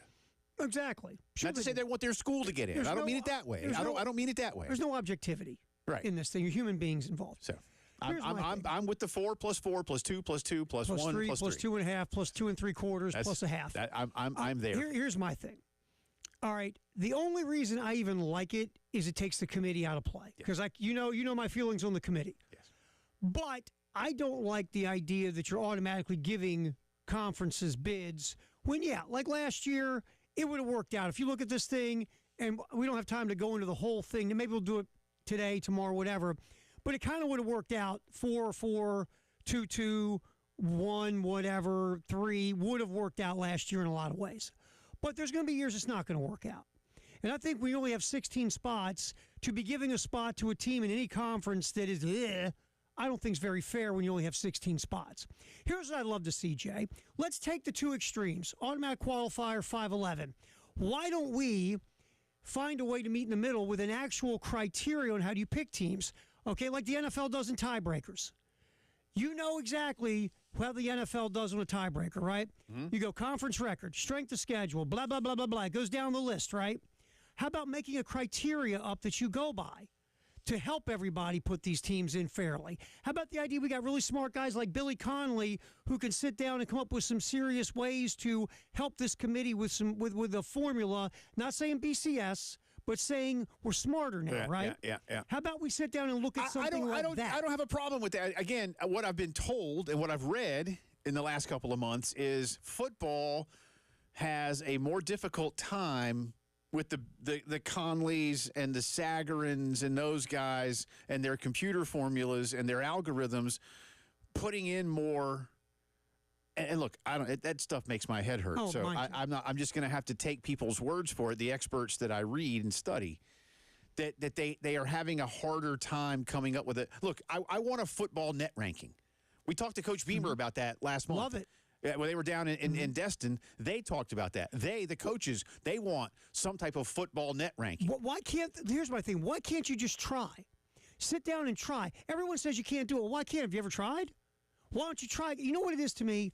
There are people in this sport that want to keep that committee alive because that committee, every week you get the head of the committee blathering on ESPN, making kind of a fool of himself. What do we do all week? We talk about college football. Yeah. The committee is so controversial, it keeps the sport in play. We're going to talk about college football landscape. anyway, I promise. Yeah, but you know what I'm saying? No, I do. I don't mean you. I mean like, hey, Disney, don't worry. We're going to talk about it. But I think a lot of it is because it keeps people talking about college football, and for some reason, the academic world loves committees.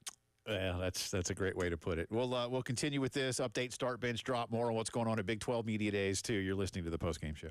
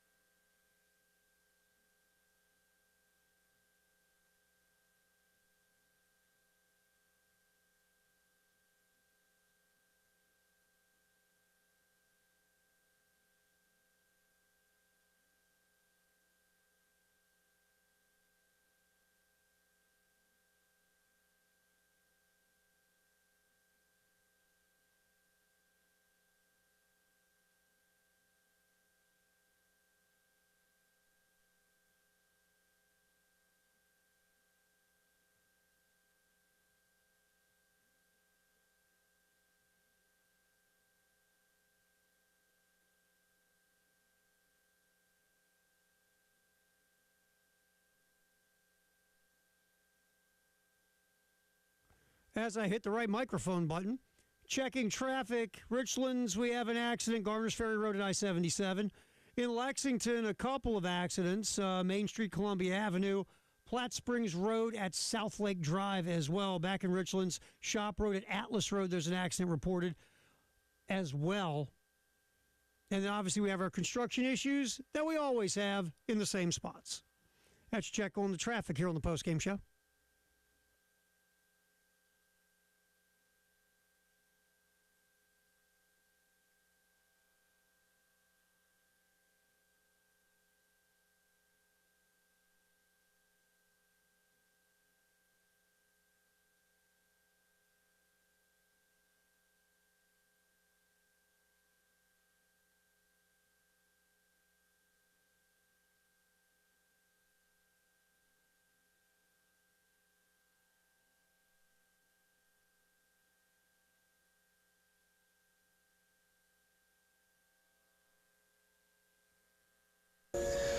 Sometimes I wonder if I've changed so much, my wife is even going to recognize me whenever it is I get back to her.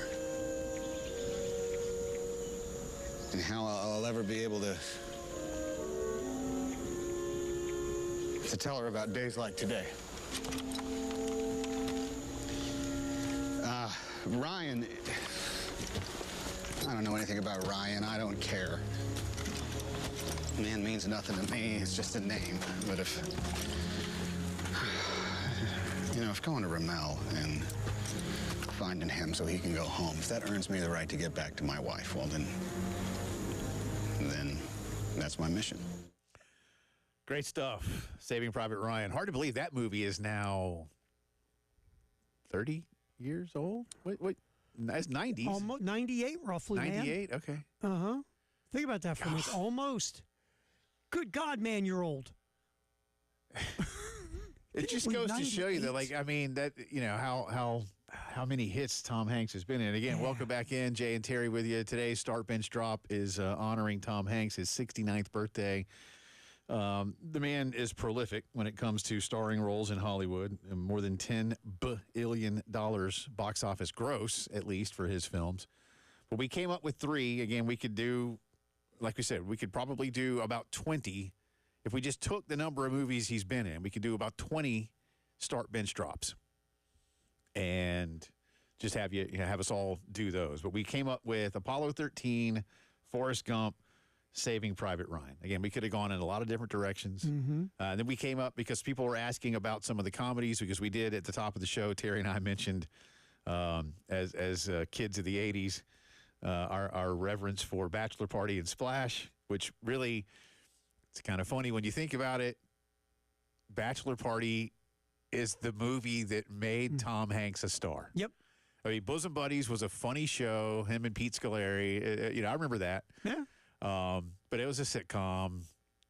But they're like, hey, let's get Tom Hanks in Bachelor Party. And people were like, again, it was brilliantly funny. It was stupid funny. So then he was in Splash. Also stupid funny. Which Ron Howard directed. Mm-hmm. And again, the great John Candy was in. And John Candy was at the top of his game by then. After He'd done Stripes, Caddyshack and Stripes. Trains, Planes, and Auto. Well, that would come later. That was later? But yeah, Okay. that was a couple years later. But John Candy was, he was doing his SCTV stuff. He was phenomenal on SCTV, too. Yeah. Oh, God. I love John Candy. Oh, R.I.P. John Candy, in a big way. So, but Bachelor Party, League of Their Own, Splash is a second Start Bench Drop with Tom Hanks comedies. So, but again, it is funny to think about the fact that Bachelor Party is the movie that made it didn't make him a household name, but it raised his profile considerably. And people forget the fiance, Tawny Katane. Well, again, you work with Tawny Katane and Daryl Hannah. That's pretty good. Way to go, Tom! Yeah, nice work. But of course, why didn't you put Joe versus the Volcano in here? That one I didn't like. Money Pit, I did. Money Pit was another one, by the way, that was actually, it was supposed to be good, and they can't all be good. Right. So there were a few. Joe versus the Volcano had its moments. Yeah, but yeah. But I was glad he came back. Pretty good. And yeah, League of Their Own is I guess it's got amazing comedy. I guess you call that a dramedy, because there are certainly moments in it that are difficult Oh yeah. In terms of just like life moments and things like that. Right. But his character again, Jimmy Dugan, man. Jimmy Dugan's so good, so good. I came out of the dugout and I waved my little hat. So when do I get paid? Again, I could go on and on with some of those. So anyway, have fun with that. All right. So one thing, and I think I mentioned this briefly to you yesterday, and I won't get into how it's done because again, mathematics and algorithms and whatever. I don't do math. I'm a history and English guy. I know how to figure out a batting average. But no, in all seriousness, to your point, I agree with you. And if they could, Terry, if there was something, because I do like the net ranking. Look, some people hate it though, and some people think like that's why 14 SEC schools got in last year. That's why North Carolina, that had one quad one win to go to how the net is used. How North Carolina got in. Okay, great, you had a hard schedule, but you didn't win any games. Right. And that's a fair assessment. Now, again, I don't think the same things would directly apply to football because you're not going to get a 6-6 team into this playoff. Yeah. But you might get 8-4. And I think some people are afraid of that. Yeah. I think that's one of the things that we, the American college football public, have got to let go of. And I've used the analogy before of the 9-7 New York Giants under Eli. They got in. They didn't lose a game like from Thanksgiving on in the regular season. They won, their playoff games, and they won the Super Bowl. They were good enough to win the Super Bowl, right? I mean, you have to look at it from that perspective. There were some people who even didn't like Ohio State being in last year with 2 losses, but they won the championship. Everybody knew, if you will, that Ohio State had the most talented roster. Mm-hmm. Now, do talented rosters always win? Sometimes there's a great collection of talent, and sometimes there's a great team. Ohio State ended up being a little bit of both last year, or a lot of both, depending on your point of view. But one of the things I told you in terms of the 4 + 4 + 2 + 2 + 1 + 3, which is going to be fun for me to start saying this summer, is you could borrow and you could get those experts you're talking about. Hey, could you try? Hey, what do you do? Hey, how do you work it? Over in Europe with the Champions League, which takes, the top teams from the biggest countries, and then it takes teams from smaller countries. And you put your teams into the Champions League. But they have a coefficient that over a certain number of seasons, how the teams from your country, and in this case, countries would be conferences in American college football, how your teams have done over, let's say, a 5-year period affects the coefficient and how many teams in the subsequent seasons that country will get to place automatically into the Champions League. And like this past season, this coming season, England's going to have 5 because they've been doing well. Spain's going to have 4. France is going to have 4. Italy's going to have 4. But if Italy starts to flounder and like the Italian clubs like don't make the last 16, then over a year or 2 period, hey, starting in say 27, Italy, you get 3, and Spain, you're doing well. You're going to get 5. Or France, you're doing well. PSG just won. You're going to get 5. So you see my point. It could be this way. Hey, Big Ten, you just won the championship. SEC, you hadn't made the championship game. Or ACC, whatever it might be, Terry. And it gets a little confusing, but only because it's math.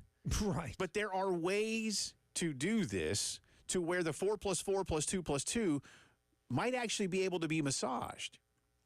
But I think to start, the SEC and Big Ten proposed that at least as one of the options because they control this thing. Right. And that's the real issue right now. It could be 3 + 3 + 3 + 3. And there's never the SEC and the Big Ten. They don't want to do that. And I don't see. That's the whole thing that comes around to, I guess, with me as well, is we know why this is being done, about money. And the more teams you're going to get in, the more money you're going to make. And the SEC and the Big Ten look at the rest of these guys and go, you realize without us, you're screwed, yep. right? So we should get more. What are you going to do about it? It's not fair. Okay, what are you going to do about it? Well, nothing. And so I get why it's 4 and 4, and I understand that.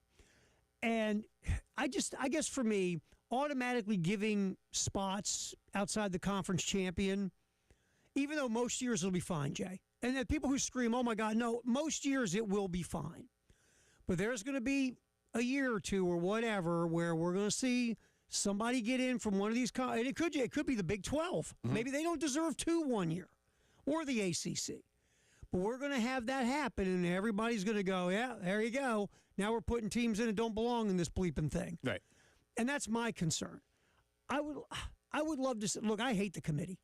No one has a vile reaction to the committee like I do, because every week it seemed like they changed what was important. Right? Yeah. Every week it was different. Well, yeah. I would love to find something that diminishes the committee. Agreed.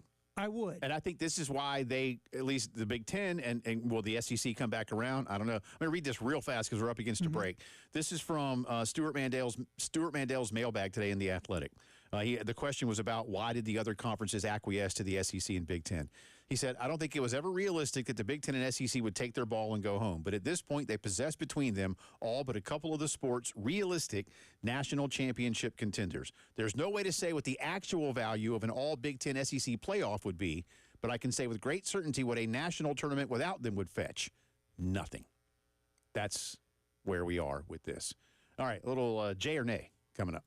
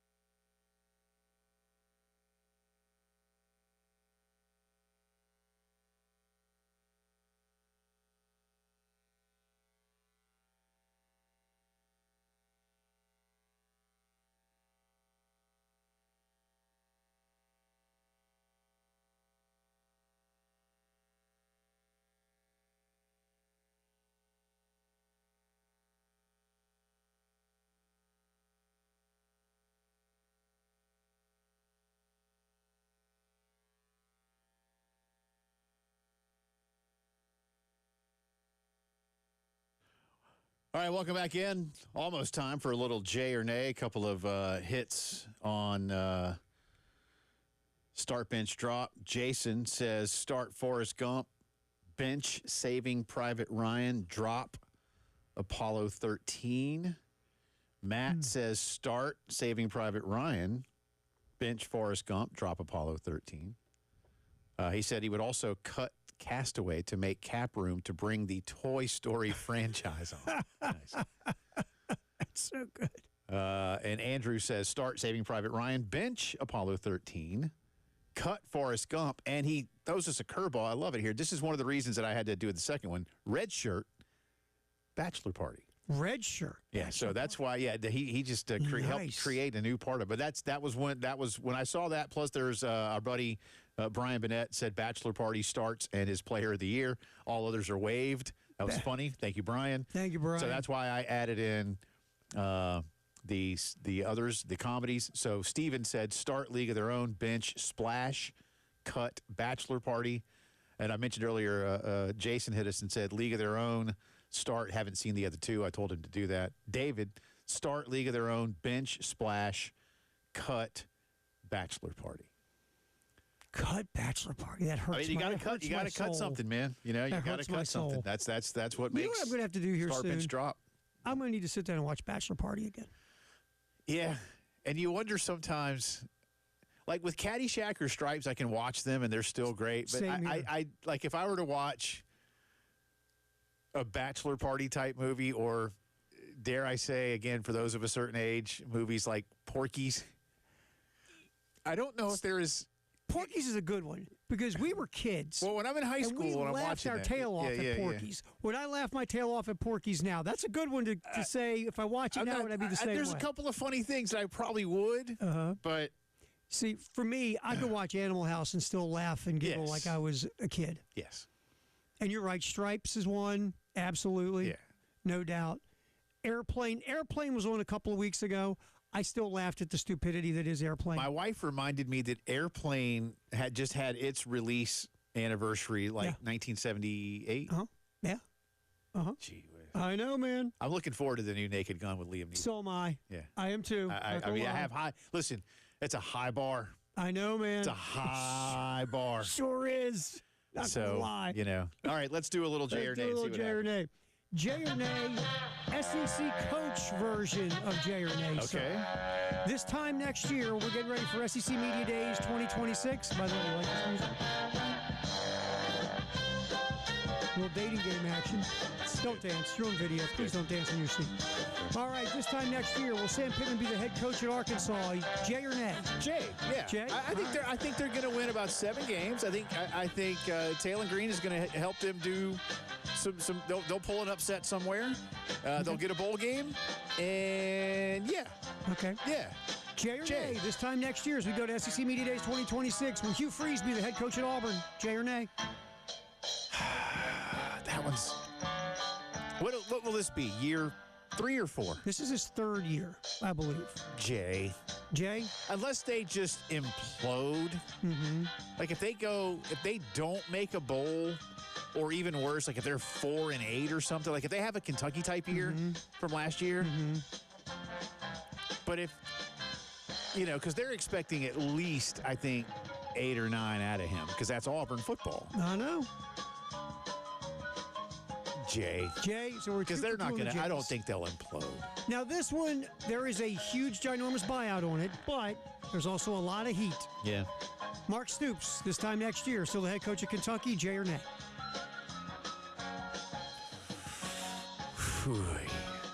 If they go 4-8 again, or something of that ilk, then nay, he's done. Because as we've joked before, and Andy is right, when people talk about the best job in football, Georgia, Texas, Southern Cal, Notre Dame. No, the best job in college football is Kentucky. Yeah. Mark Stoops is like the 6th or 7th highest paid coach in football. And And all they need him to do is win 8 games. he just wins. If he wins 7 games a year and goes to a bowl game, he can stay there till he croaks. That's the best job in football. Yeah. There's no pressure. And yet they went 4-8. Yeah. I think, you know what I think about that too, is it feels like he's lost his steam there now. Like he's like, okay, I've done everything I can do here. It's never going to get any better. I'm never going to be ahead of basketball. And I'm so much better than this. Yeah. That's why I talked A&M. Yeah, I think the A&M thing mattered, but look, you got to get some talent. They had a couple of pretty good quarterbacks and they had some dudes on defense too. I think sometimes you start to be at a place too long and you forget what kind of a good gig you have. Yeah. I feel like Stoops has forgotten the lottery ticket he got that was Kentucky. If they have a repeat of last year and don't make a bowl, even if they win, say, a 5th game, I think Mitch Barnhart will say, "Hey, bud, see how much you're making? You at least win, like you said, 7. Give me 7, man. Because they had 1 or 2 10-win seasons. They had at least they had one. 2 10-win seasons, 2, right? I think. Yeah. Come on. That's Andy Staples is right. That's the best job in football. Because at those other places I just mentioned, and plenty of other places, you better win. At Kentucky, you just got to kind of win. Keep them interested till basketball season, dude. That's all. Win. That's it. Hour 3, headlines coming up.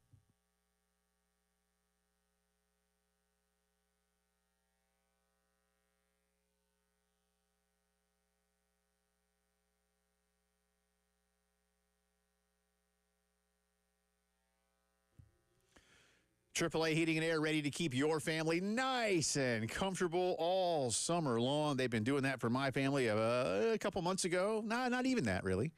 We had one of our older systems. We have a house that we got it remodeled and put a couple of systems in, and one was really old, and it went out. And within 48 hours, there were Roy and Dana Finley's crew over at the house getting a brand new system. It's where my kids sleep. And they were very happy. Like, Dad, it's hot now. Dad, it's great. That's what I want to hear. That's what Roy wants to hear.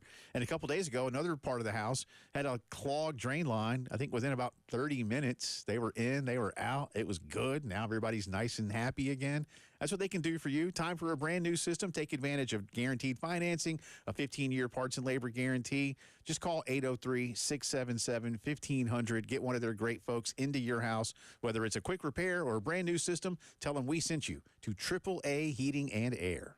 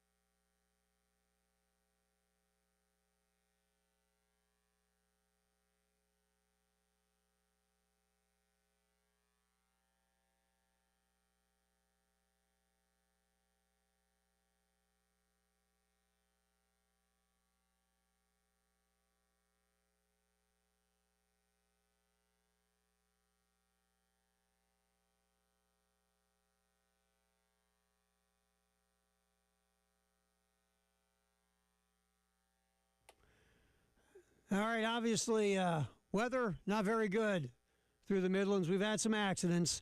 Bull Street at Elmwood Avenue, right down the road from where we're at right now here in downtown Columbia. Accident reported.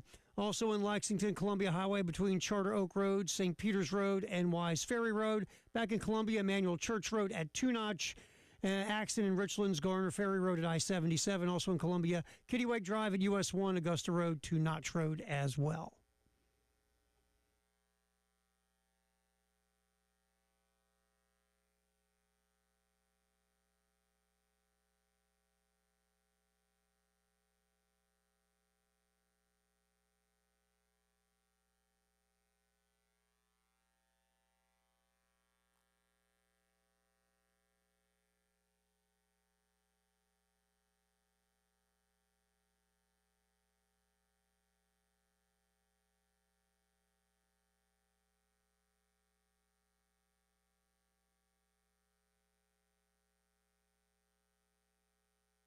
It is 5 o'clock news time on this Wednesday. It's also the final hour of the post-game show alongside Terry Ford. I'm Jay Phillips. Appreciate you being with us. We start with what I think a lot of people think is troubling news out of the NFL. Today, ESPN's Don Van Natta and Kalen Collar have reported that the NFL and the NFLPA both struck a deal with a confidentiality agreement that hid details of an arbitration decision from the players, including, they say, a finding that league executives had urged owners to reduce guaranteed player compensation. Now, this story came out a couple of weeks back, and an arbitrator back in January, a man named Christopher Droney, said there was not sufficient evidence of collusion by NFL owners in negotiations with quarterbacks after the Cleveland Browns had fully guaranteed all of Deshaun Watson's contract back in 2022, but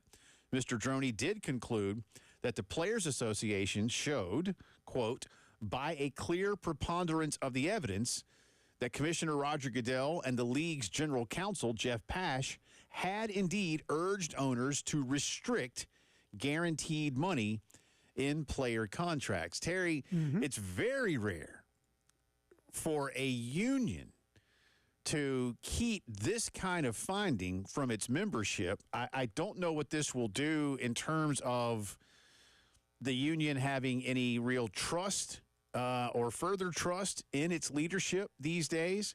The union declined to answer questions today, according to this report, about why the decision took 6 months or the grounds for an appeal.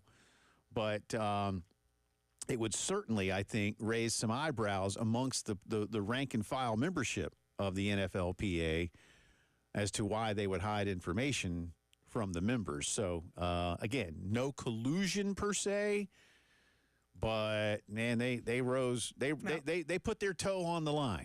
Let's put it this way. If you remember back to that, no one wanted to offer Lamar Jackson a contract because Right. Lamar wanted a guaranteed deal. Yeah, which is just Asinine, right? Asinine. Russell Wilson was going through contract stuff. There were quarterbacks who weren't getting Russell Wilson and Kyler Murray. I can kind of get it, but when you tell me that nobody, no of the other 30, let's say 30, because Cleveland wasn't going to, so none of the other 30 teams wanted Lamar Jackson. Right. Well, remember Arthur Blank? Well, he's been hurt a little bit. Oh, yeah, you were doing a lot better with the guys you had at quarterback there, Artie. The thing about it, too, that leads you to know there was collusion was the Ravens just went, go find a deal and come back. Yeah. If you truly think someone's going to give Lamar Jackson a Deshaun Watson-type contract, you aren't going to go, hey, go out there and find your deal, Right. Correct? Of course there's collusion. Yeah. I do, like you, find it interesting that the Players Association did not go buy a van and megaphone and drive around every 32 teams complex. I read in Pro Football Talk, Alan Florio did the poster saying the reason the NFLPA didn't make a big deal about it was the fear of retaliation and further negotiations with players. Now, here's my question to you, sir. Why would that stop you? Yeah, I don't know. It shouldn't. And I guess that seems to me to be a short-sighted decision made by leadership. I'll read this from Don Van Natta's report. Despite the CBA stating that members of the executive committee and player reps have the right to receive copies of all arbitration rulings that did not happen in this case. And it basically takes DeMaurice Smith to task a little bit. It said during his tenure as executive director, Smith and union lawyers routinely shared copies of rulings with members and player reps, according to several sources. So, I get your fear, but when has that ever stopped you? When it stopped and me? quite honestly, when has that ever even been a stumbling block to more pay? Let me ask you this. Let's say the Major League Baseball's Players Association got a hold of the same kind of evidence. Remember, there was a collusion rumors during Peter Ueberroth's tenure as commissioner of Major League Baseball. Yeah. The baseball union is so powerful. They would go. Do you think what they would do with evidence like this today? Oh, my God. They'd own the teams. Yes. They would take over everything. Yeah. And it shows you. We are now baseball. Right. Yes. Because the MLBPA doesn't play. Right. The NFL's representation has been looked at as weak forever, right, for the most part. This just gives you another example of if I'm a player, I'm standing up going, what is my leadership doing right now? Especially if I'm one of the jobbers, right? The guy that bounces from team to team every year just trying to hold on to make my money. Yeah. I'm going, what's my union doing? This might not affect me because I'm not a highly paid quarterback, but if my union can't take care of the highly paid guys, what are they doing for me at the low end of the ladder? Yeah. I think this is real damning to the NFLPA. I agree, and I wouldn't be surprised if soon enough here we see some form of change in leadership, but we'll find out. To college football, Deion Sanders. Speaking of things like the CBA and what should be done, Deion Sanders, of course, now successful head coach at the University of Colorado, called for a salary cap in college football. Quote, I wish there was a cap, like the top-of-the-line player makes this. And if you're not that type of guy, you know you're not going to make that. That's what the NFL does, Coach Prime said. So the problem is, he continued at Big 12 Media Days, you got a guy that's not that darn good, but he could go to another school and they give him $500,000. You can't compete with that, and it doesn't make sense. He continued, you understand darn near why they're in the playoffs of certain schools. It's kind of hard to compete with somebody who's giving $25 to $30 million to a freshman class. It's crazy. I know a lot of you hear a quote like that and absolutely agree. I don't disagree at all that there should be some form of a salary cap. But here's, again, is the problem. You ready? You want to do it or you want me to? You got to have a collective bargaining agreement. It's that simple. There's a secondary story today, by the way, and I won't get into too many of the details, but suffice it to say, Pete Nakos of On3, who's doing a great job following a lot of these NIL stories these days, he didn't give specifics of the player, but said there were reports out there that a player at a big school had an event, an NIL event, ready to go and booked. Whether it was autographs or pictures or both, or showing up to, open a, hey, here's, we're going to open a pizza joint. I don't know, whatever. Right. And the school did the proper thing and submitted the paperwork to the new Deloitte clearinghouse. How'd that go? They still hadn't gotten to it by the time the event was supposed to take place. And so he didn't go to the event. And he didn't get paid because they had a backlog of deal. Again, if you didn't think this was coming. Oh, of course. You knew it was coming. And all they'll say is, hey, we had too many in front of you. Nah, I said on Twitter today, just go and do it the same way people have been doing stuff anyway. Right. What are they going to do? Yeah, I mean, ask for forgiveness, right? Permission or forgiveness. And I said, this is why you need a CBA. These are the kind of things that we're talking about. So Deion, I don't disagree with you. But you cannot, in the United States of America, you cannot put an arbitrary cap on salaries or any type of payments unless the other side agrees to it. Exactly. Because that's why they've been getting sued and losing. Remember, this clearinghouse puts a cap, I'll use the word, a cap at $600, right? Yeah, you got if it's less than 600, you don't have to report. But if you go over 600, now you got to go through a clearinghouse. By the way, how many players agreed to that? None. Yeah, none. None. This is going to get killed in court at some point. Yeah. It's going to go away. Well, here's what I would do, Terry. If I want to pay a kid, like $5,000, just here's $500 payments, man. Yes, that's what Tyler and I were laughing. Tyler brought that up to me. And on and on I'm going to give him a bunch of $599 payments. Yeah. That's someone's going to do that, by the way. And I know it's going to happen. I would do it. And this thing that just went on. Oh, you're gaming the system. Well, you set up the system. the system sucks. I didn't agree on your system there, Charlie. You didn't even ask, Mike. You didn't even ask. Right. And so this thing that happened with that player, that's just more evidence why this isn't going to work. Dion also said today at Big 12 Media Days that he believes the entire sport, college football, needs what he said was an upright and upstanding system where player salaries are transparent and regulated, like in the NFL.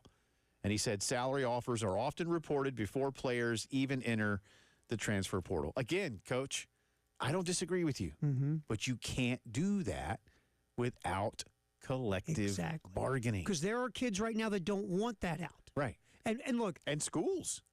I'll say this. I think it protects the kid from nefarious agents. I think there's guys out there or schools who offer you something, you show up on campus and they go like this, oh, we don't have that anymore, like it happened in Florida. Yeah. If you make everything transparent, that stuff can't happen. Florida. That's just again. I hate to blame UF for that because even UF was like, wait, what? Right. $13 million. So what? So and they were only lots of millions short. But it's just the idea that if it's transparent, that can't happen. So it protects the player. But we saw the backlash in college basketball. Everything got out what the Kansas State kids were going to get. Yeah. And the backlash from fans and boosters and all these people went after those kids when Kansas State underachieved. Right. So that's the dirty, stinky underbelly of the whole thing when you make it transparent. But it does protect the kid also from stuff like happened to Florida. Yeah. Well, again, find a way to work towards a CBA. But they don't want to make them employees, and you can't have a CBA unless you have employees.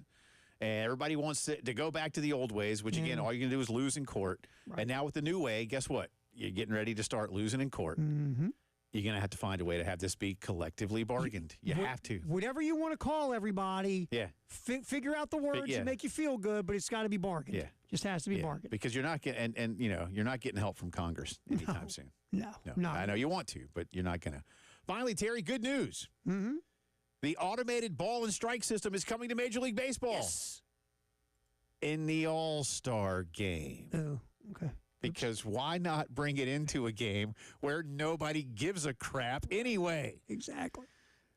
Major League Baseball said today that they will feature this in the All-Star game and that it could be a precursor to becoming permanent in the major leagues as soon as next year. According to Major League Baseball, 72% of fans who have been polled during spring said the impact of the automated system on their experience was positive. 69% said they'd like it to be part of the game moving forward, with just 10% expressing negativity. But where again, are you at? Oh, no, bring it in. Same here. Yeah, bring it in. Please do. Bring it in. I listen, look, you and I have worked together, a lot. But I've told you, and you used to laugh at me, and you still will, when I tell you I get mad at Eric Gregg in the 1997 NLCS. And you're like, Jay, get over it. And so are a lot of you. Like, Jay, get over it. I'm over it, but it still sucked. Because the balls that he was calling against Fred and Eric Gregg was up there like enjoying the fact that and he one was of them owning it, baby. Again, one of them, you look at McGriff. On one of them, McGriff's just like, seriously, dude? It just like laughing about it. Like, wow, this is just ridiculous. Didn't Hernandez have like 17, 16 strikeouts? I forget what it was. It was something crazy. He had a great game statistically. But when he gets a gigantic assist from the home plate umpire. You'll see the ABS, automated balls and strikes system The only thing I'll miss when they put that in is the manager arguing with the umpire, because I love some of those classic arguments with the umpire. But you know what? I'll trade that in to get balls and strikes that are correct. You can still see some good arguments for the bases. But now that they've got replay and stuff. You and I, though, as we've talked about, you and I very specifically, you grew up as a Baltimore Oriole fan with the great Earl Weaver. I grew up with Bobby. I say grew up. I mean, by the time Bobby was back in the dugout, I was 19. But still, Bobby of the '90s, and Bobby, took Earl Weaver's getting tossed record and said, "Hold my case of beer." I know. Bobby went Earl. That's all you got? Yeah. I'll show you how to get run.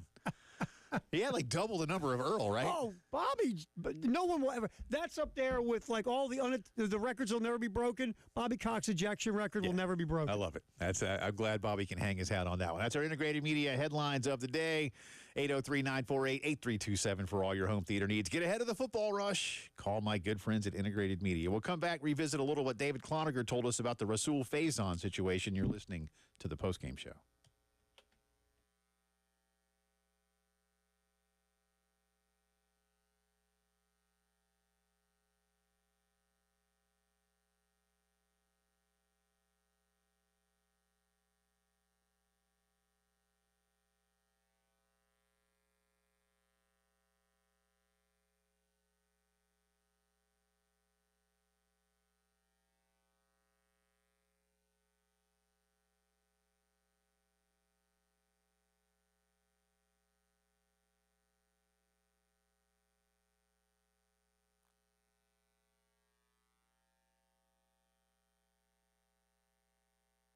And I'll tell you even more about integrated media right now. Like I said, get ahead of the football rush. Here we are a week before we all head over to media days. And after that, a little bit more talking season. And soon enough, you're ready to start that tailgate spread and head out to the ballpark. Well, it's time, if you're not going to the ballpark, to make sure you don't miss any of the football action, whether it's college, pro, or anything else you like to do, your favorite movies, TV shows. Reality TV, game shows, whatever it might be, do it all better with integrated media. And listen, I know right now it's hot. You're not going to be outside that much just watching stuff. But soon enough, it'll be fall. There'll be a game on. How about an outdoor system to enjoy sitting around the pool or cooking out on the grill with a system that looks and sounds like anything indoors does? Yes, integrated media does that for you too. 803-948-8327. Get ready for football with integrated media.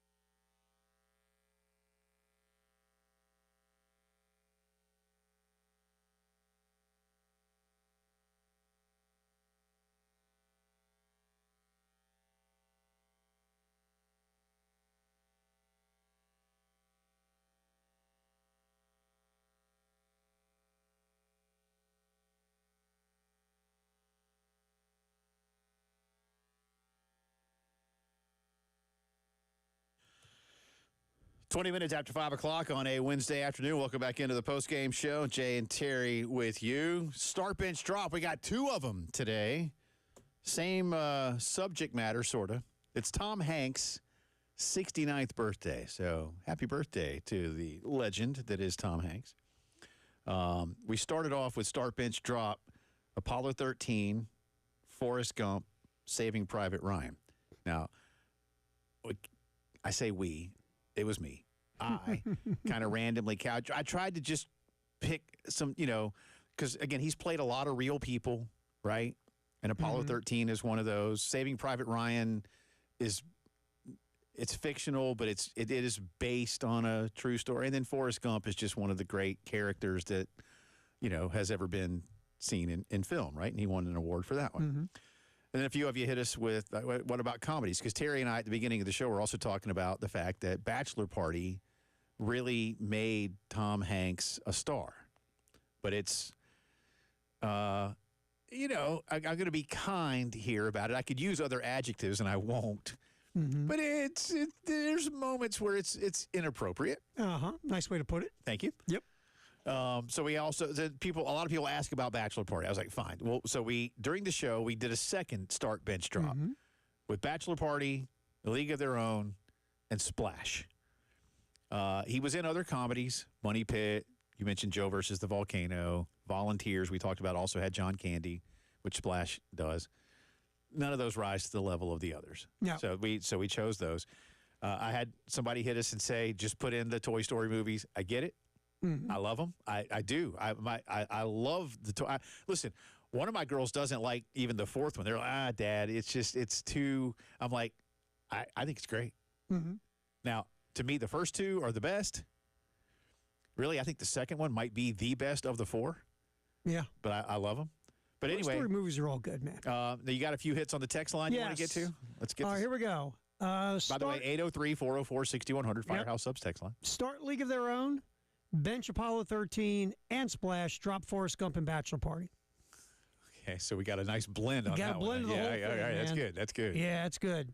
Even though dropping Bachelor Party hurts my heart. I get it. Ready? I'm just down with all the Toy Story movies. That's my Tom Hanks. There's another one, okay. Yeah, all the Toy Story movies. And They're then great. this one's so good. Start Bachelor Party. Okay. Bench League of Their Own. Yeah. Coach Dugan had to have tutored under a Morris Buttermaker. Another great movie. The original Bad News Bears. Original, yeah.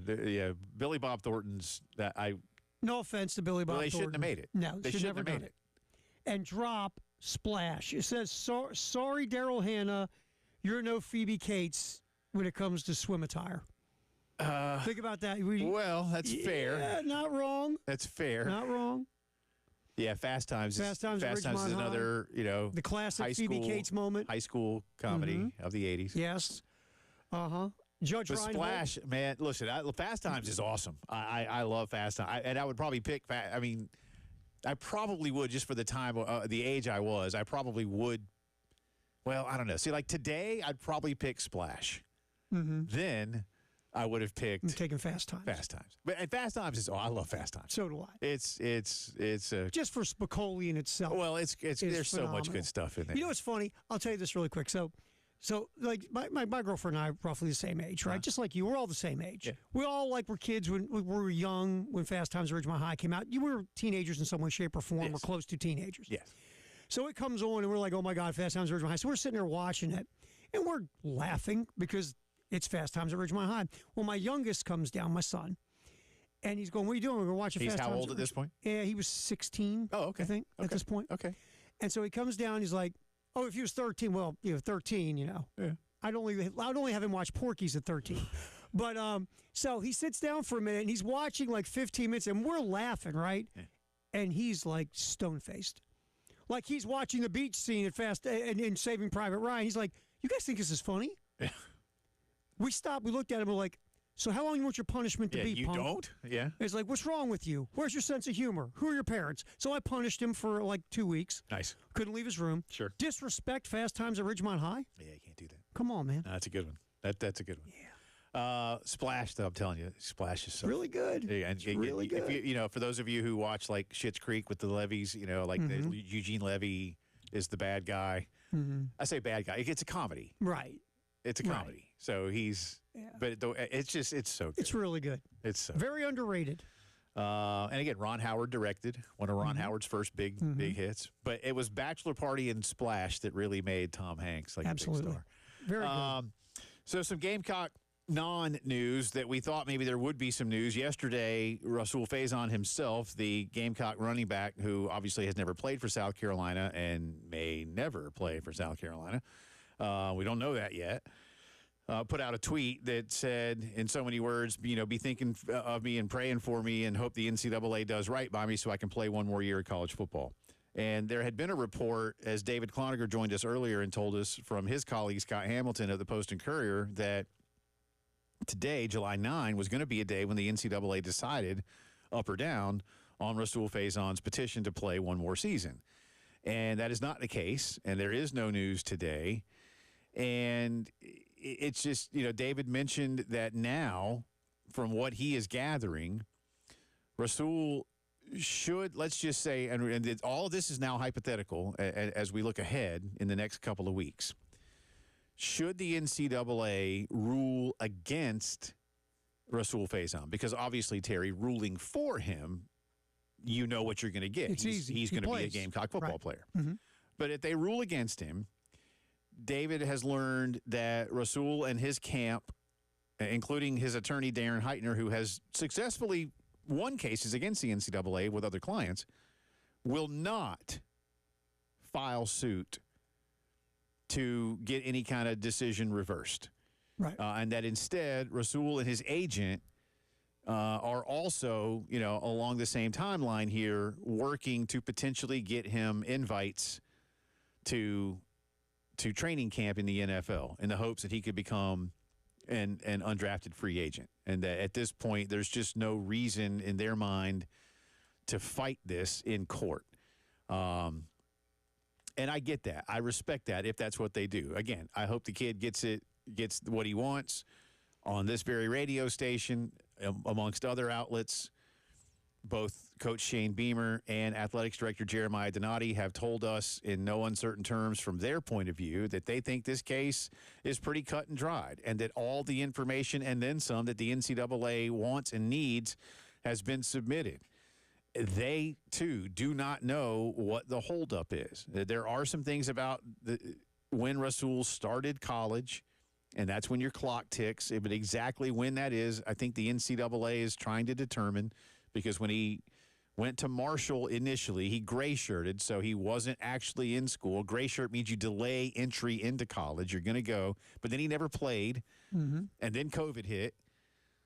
But once you're in, once you start college, and he went to another college, Lackawanna College in Pennsylvania, and basically once you start going to college, the clock starts ticking. And even if he gets his JUCO year, is that extra year already been granted with the COVID year?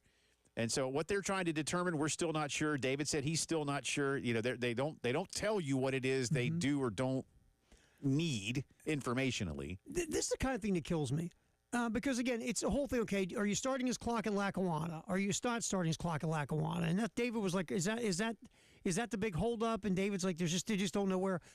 Be more transparent with everyone and say, okay, this is what we're looking at. This is what we're looking for. This is what we're trying to figure out. At least let everybody know, even if you haven't made a decision.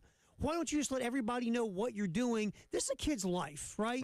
And it's a football program. They need to know what's going on.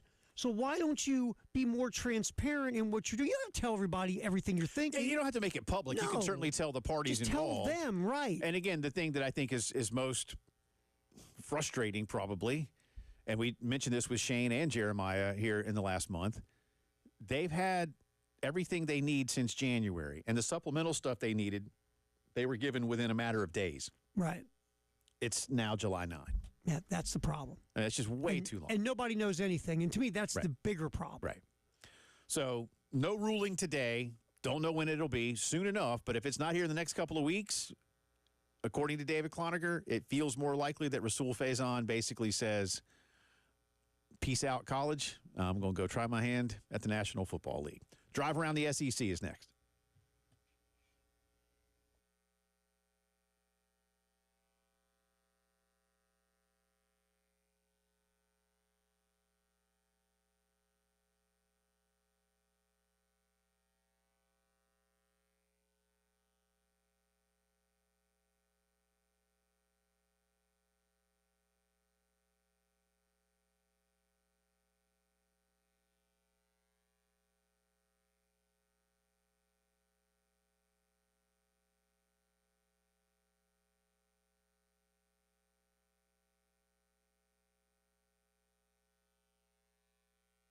Cato's Power Equipment reminds you, first and foremost, in these very hot afternoons across the Midlands, you don't need to be out there doing yard work. Keep yourself safe. Make sure that when you are doing yard work, you're staying hydrated. A lot of times the guys at Cato's will also shut down the shop during the hottest times of the day. So do be prepared for that. But you still got to get the yard work done. Whether, as I say often, you do it for yourself or you do it for a living, Cato's is ready to help you out. I love my Toro equipment. Use some of it today, actually, for just a few minutes because I had to get something done real quick because I thought it was going to rain, and I was right.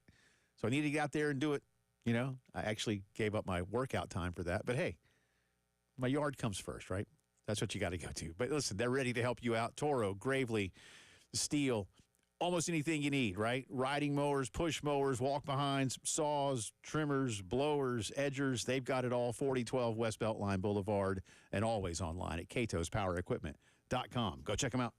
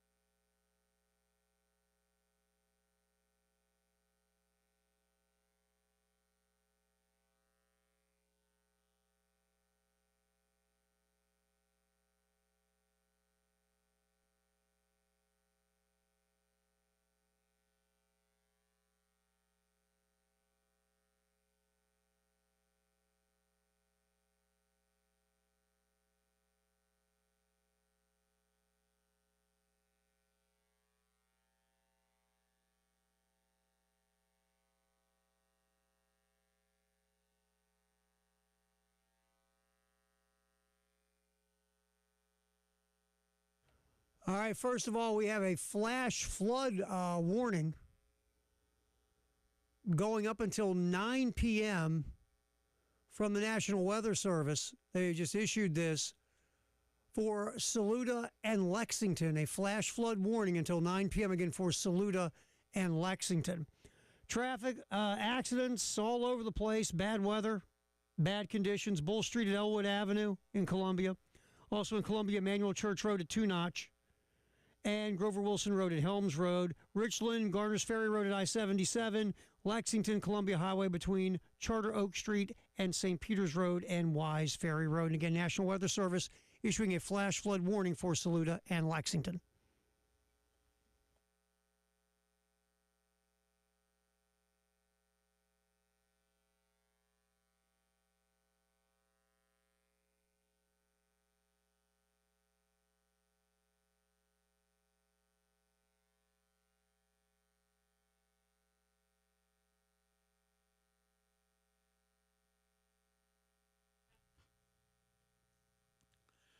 It is Drive Around the SEC time on this Wednesday. Welcome back in. Again, remind you of our start bench drop. There's two of them today. We started with one, but as I mentioned on Twitter, by popular demand, we needed to add a second. It's all about Tom Hanks today, his 69th birthday. Happy birthday, Tom. By the way, I should have gotten you to do this, and I just looked down at my notes and forgot about it, Terry. You know who else's birthday it is today? Who? John Tesh. Oh. So Think about that. if you want to play that later, that's The up, money John Tesh has made that's up off to of you. that song. That's up to you, man. But, yeah, John Tesh wrote the NBA song all those years ago. That was like in the 90s he wrote that. I know. John Tesh is 73. Tom Hanks is 69. So, 2 start bench drops. Start bench drop. Apollo 13, Forrest Gump, Saving Private Ryan. That's 1. And then start bench drop, Bachelor Party, League of Their Own, Splash. Some comedies. That's 2. And we'll get you some final results, including ours, coming up in just a little bit. Meantime, drive around the SEC next Wednesday. Alabama, Florida, Mississippi State, and Oklahoma will be making the rounds at the College Football Hall of Fame and the Omni Hotel in downtown Atlanta. To me, Terry Ford, that's 3 hot seat coaches. I would rank them in order because, again, Jeff Levy of State, I don't think is really under any kind of pressure unless they went, like, again, over. And then maybe I still think they have so much work to do. But I don't know if you agree with me. And we kind of did this earlier, not with these coaches, but I would, like, start, bench, drop the hot seats, like Venables, start, Napier, bench. And I would drop DeBoer. I don't know that they won 9 games last year. Yeah. But they lost to, Vandy and a bad Oklahoma team. Bad Oklahoma team. So can't do that again. And, of course, we'll see them here in Columbia later this season. But would you agree with that assessment that it's Venables that is on the hottest of those 3 seats? I think it's not even close. Venables, you and I talked about this yesterday, and I think we're on the same page. Venables better win 9. I think you got to. I think Venables has to have Oklahoma, where Carolina and Bama and Mississippi were last year. That's the minimum. You got to be in that conversation. They'd rather you be in the playoff. That might be asking a lot next year. I'm not. And their schedule's a killer. Yeah, it really is. But they gotta be in the conversation. If they're not hovering around the college football playoff at the end of the year, there'll be a new coach in Norman. Yeah. And, again, just to remind everybody, there's going to be a new athletics director. That's a certainty. Yep. Because Joe Castiglione announced his retirement as soon as they get a new one in place, and it'll take Oklahoma probably about a month or so to get the person they want in that AD chair. But it's coming, and it's coming before kickoff. Here's the end of the season for Oklahoma. Texas, South Carolina, Ole Miss, Tennessee, Alabama, Missouri, LSU. Good luck. Yeah, good luck. If you want to break that, and we will break it down eventually, but that's hard to find 5 wins in there. Yep, and you're on the road. Based on how you played last year. Now, they'll be better. They'll be better. But still, you got the roadie to South Carolina, to Knoxville, and to Tuscaloosa. Yeah, bud. Now, Tennessee beat them. Carolina beat them. And Alabama, I just feel like Alabama didn't show up that day. So, and they will this time. Yeah, I think they better. will. They got to. I'm going to tell you, Oklahoma. Speaking of South Carolina and the college football playoff, again, Gamecocks right on the cusp last year. Certainly, if it were 16 schools, the Gamecocks are in. Joel Klatt, who is Fox Sports' #1 college football analyst, but has his own show, had this to say when it came to the Gamecocks' chances this season. 3 teams most likely to make their first playoff. Number 3, South Carolina. Love Lenora Sellers, breakout star in the second half of last season as South Carolina won their last 6 in the regular season. Does need to cut down on turnovers, but I think that's going to come with experience. At least I felt like it did when I was playing. 13 last year. He needs to be certainly under 10. They do have a new offensive coordinator this year with Mike Schuler replacing Dowell Loggins, who went to App State. On defense, they've got to replace 7 starters, including Kyle Kennard, Nagurski Award winner on the edge. That's going to be difficult. But they have one of the best pass rushers in the country. Dylan Stewart is coming off a freshman All-American season. And so Shane Beamer feels like I would certainly assume like they're going to be quality on defense. They're going to be quality on offense. They've hit the portal to fill some holes. They've got some real stars. And then the issue becomes the schedule. They've got a real good shot at starting 5-0. Toughest game is at Missouri, okay? But then it gets real when the calendar turns to October. Check this out. 4 straight weeks at LSU, Oklahoma, Alabama, at Ole Miss, then a bye week, then at A&M. Hello. They still have Clemson left in the back end of that schedule. I think they're probably in the same boat as Florida, which means like 9-3, it's going to be difficult to keep them out. Joel Klatt on his show talking about Carolina as a team that could make its debut this coming season in the college football playoff. He's certainly right about Lenoris. And Lenoris last year, let me double check this, Terry. I think he mentioned 13 turnovers, but I think it's almost it can't be a 50-50 because it's an odd number. But, yeah, he had 7 picks. So he had 6 fumbles. The fumbles, when he runs, he's going to have to secure the football. Mm-hmm. And you mentioned, we were talking earlier about the Alabama game. He wants that fumble back. Oh, yeah. You want every fumble back. You want every turnover back. I mean, that's one of the things about this sport. But turnovers are going to happen. You just got to minimize them.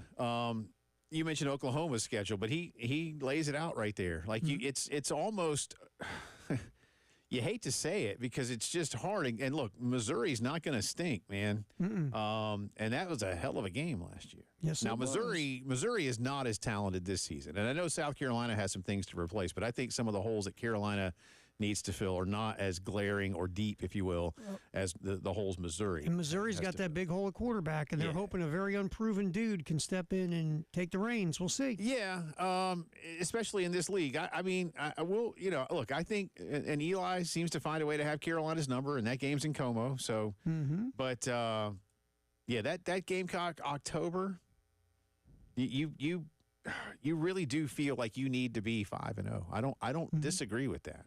Because if you're 5-0, at worst 4-1. At worst, because you got LSU, Oklahoma, Bama, Ole Miss, A&M.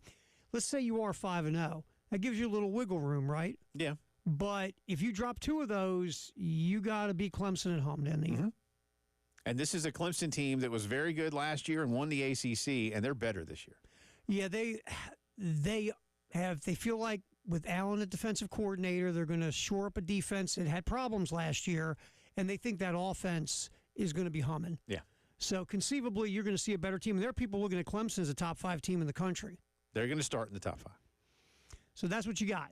After that Kentucky game at home, the only breather you get conceivably is Coastal Carolina. Conceivably. Yeah.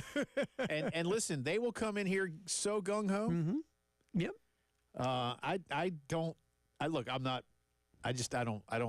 don't like those games. I just don't. Especially it's sandwiched between going on the road to College Station and hosting Clemson at home. Yeah. And now you got a team that is good. Typically Coastal is at least solid to good. Yeah. So that's man. I don't like the placement. I don't mind playing Coastal. It's just I don't like the placement of that game. Now that spot. That's tough, man. I'd almost rather have another conference game there and move Coastal up to somewhere near the beginning of the season. But yeah, I feel like I think he's kind of right. I think you really do need to be, again, at worst, you need to be 4-1. The good news is 4 of those 6 are in your dojo. Yeah, that helps. That's the good news. The only 2 roadies are back-to-back. Well, no, I take it back. LSU's on the road, too. So the back-to-back roadies to Ole Miss and A&M right before Coastal, that's tough. Yeah, you get a break. You get a break, and you get a break after Kentucky before LSU. Yep, so that's good. Yeah, where your breaks are timely, and that's a positive. Yeah. That's our drive around the SEC brought to you by Herndon Chevy. We'll come back on the other side. We'll give you our start bench drops and a little Jay versus the Internet. You're listening to the postgame show.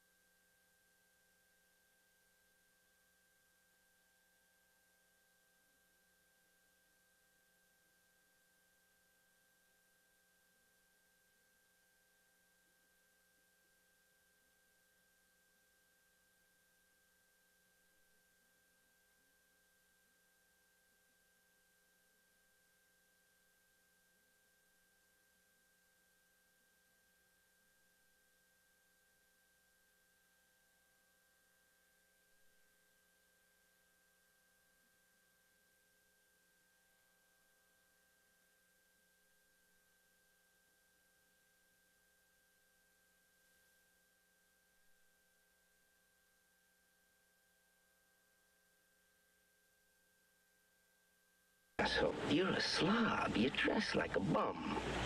Second, you're unmotivated. You have no self-esteem, no thought about the future.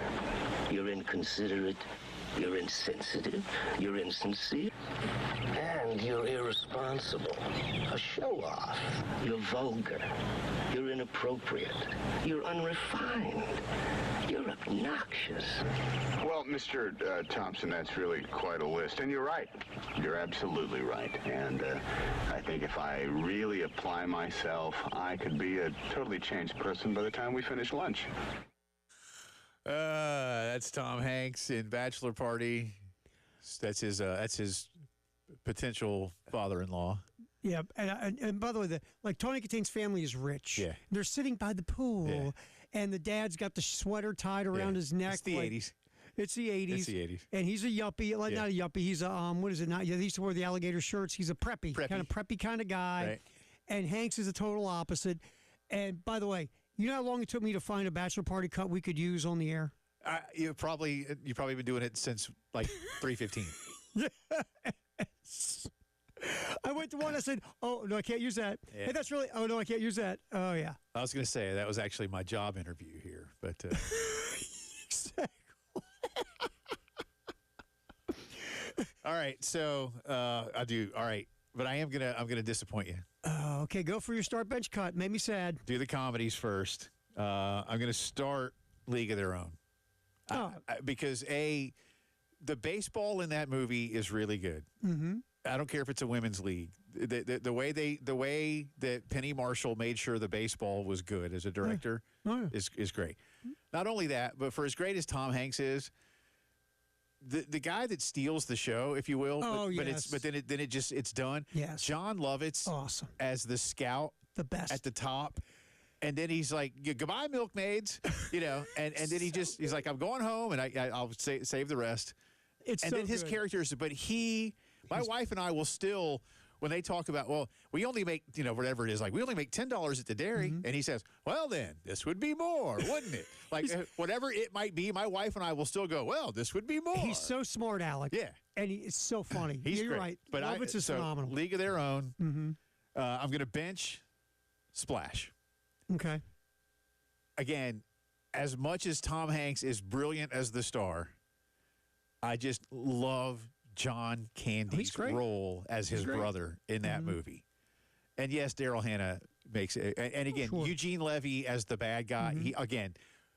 Candy and Levy, who worked together, obviously, for years on television in Canada, just, they make that movie so much funnier. And Hanks is brilliant. Oh, yeah. So I'm doing that one. I love Bachelor Party, man. But I got to drop. Heart, man. I got to drop. My thing, I have to start Bachelor Party because it's near and dear to me. I will bench League of Their Own, and unfortunately, I would have to drop I hear you. Splash. Now, for the others, this was harder. Yeah, it is. Starting Forrest Gump. Forrest Gump, just, in a weird way, I fell for that movie. That there movie, are people who love that movie. Yeah, I came out when I right at the end of my college years, and I was just blown away by how I thought how great that movie was. I love Forrest Gump. I'm going to bench. This was really tough. I'm benching Apollo 13. I was gripped by that movie, and back then, this is to show my age. I had a laser disc player before we had DVDs. Right. I waited in line, if you will. Not really, but I mean, I waited for the date of the release of the laser disc to have Apollo 13. I love that movie so much. And again, really hard because I love Mr. Spielberg and the movie is brilliant and I love the story. And then there's like stories within a story within a story. But I am dropping Saving Private Ryan. I will go. I'm going to start Saving Private Ryan because that movie is just, and I'm not big into like intense war movies. Yeah. But that movie is just, it's great, ridiculous man. How good Saving Private Ryan is. It's Spielberg. It is. And then I would bench Forrest Gump. Yeah. And unfortunately have to cut Apollo 13. I could reverse those last two easy, but that's the way I would go. I get it. That's the way I would go. So again, that makes them hard. But thank you to all who participated. Yes. All right. Here we go. Here we go. It's got to be quick. I got to refresh my phone. I'm ready. Here we go. Jay versus the Internet. Will there be a run scored in the first inning of tonight's Braves-A's game? The Internet's 50-50 on it. What do you got? Yes. Okay, will Cal Raleigh or Aaron Judge hit a home run tonight? The internet believes they will. Yes. Why not? I mean, they're both just ridiculous. And who records more total bases tonight between Pete Alonso and Ryan O'Hearn in the Mets-Orioles game? Internet obviously thinks Alonso. Well, I just don't like the Mets. You take O'Hearn? Yeah. Okay. So how's that? That last piece of deep intellectual logic. That's why I'm losing, but I don't care. So good. I don't care. I love the fact your hate for the Mets will cut through any logic you might have. Yeah, even if there was money on the line, and there's not. Right. I hate the Mets. And I'm so glad the Phillies lost the way they lost last night. On the inside the park home run? Yeah. That goofy inside the park Again, the home only run? team that would have made that even better is if it had been the Mets. That's it. I applaud your deep-seated, hot, intense hate for the Mets. I hate the Mets. And the Phillies. I don't mind the Nationals.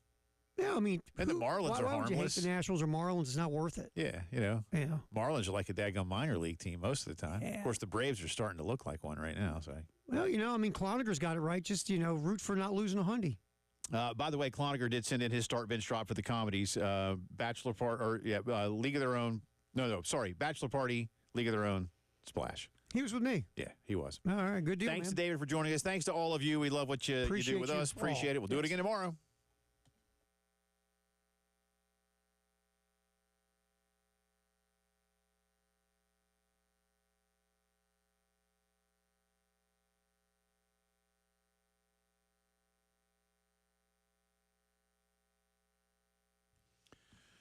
Guys, not feeling like yourself these days, especially as you're getting a little bit older. You're wondering why? Well, it is rather common. Don't wait for it to go away, though, because the odds are heavily against you. Instead, set up a time to go see Dr. Dan Balknight and his team at the men's clinic. You'll sit down with Dan in a one-on-one consultation. He'll get to know you, what's going on in your life every day, and all facets of your life, all right? And then you get to the root of the issue, and they'll work on a plan specifically for you to get you back to feeling the way you used to and the way you want to. There is no such thing as a one-size-fits-all treatment at the men's clinic. There's no magic pills or anything like that. These are medical professionals that get medical results. Too often, guys don't go to the doctor because they just don't want to talk about it, feel a little embarrassed. Don't be that guy. Do it for yourself. Do it for your family. Call 803-875-MENS and see Dan Balknight and his team at the men's clinic.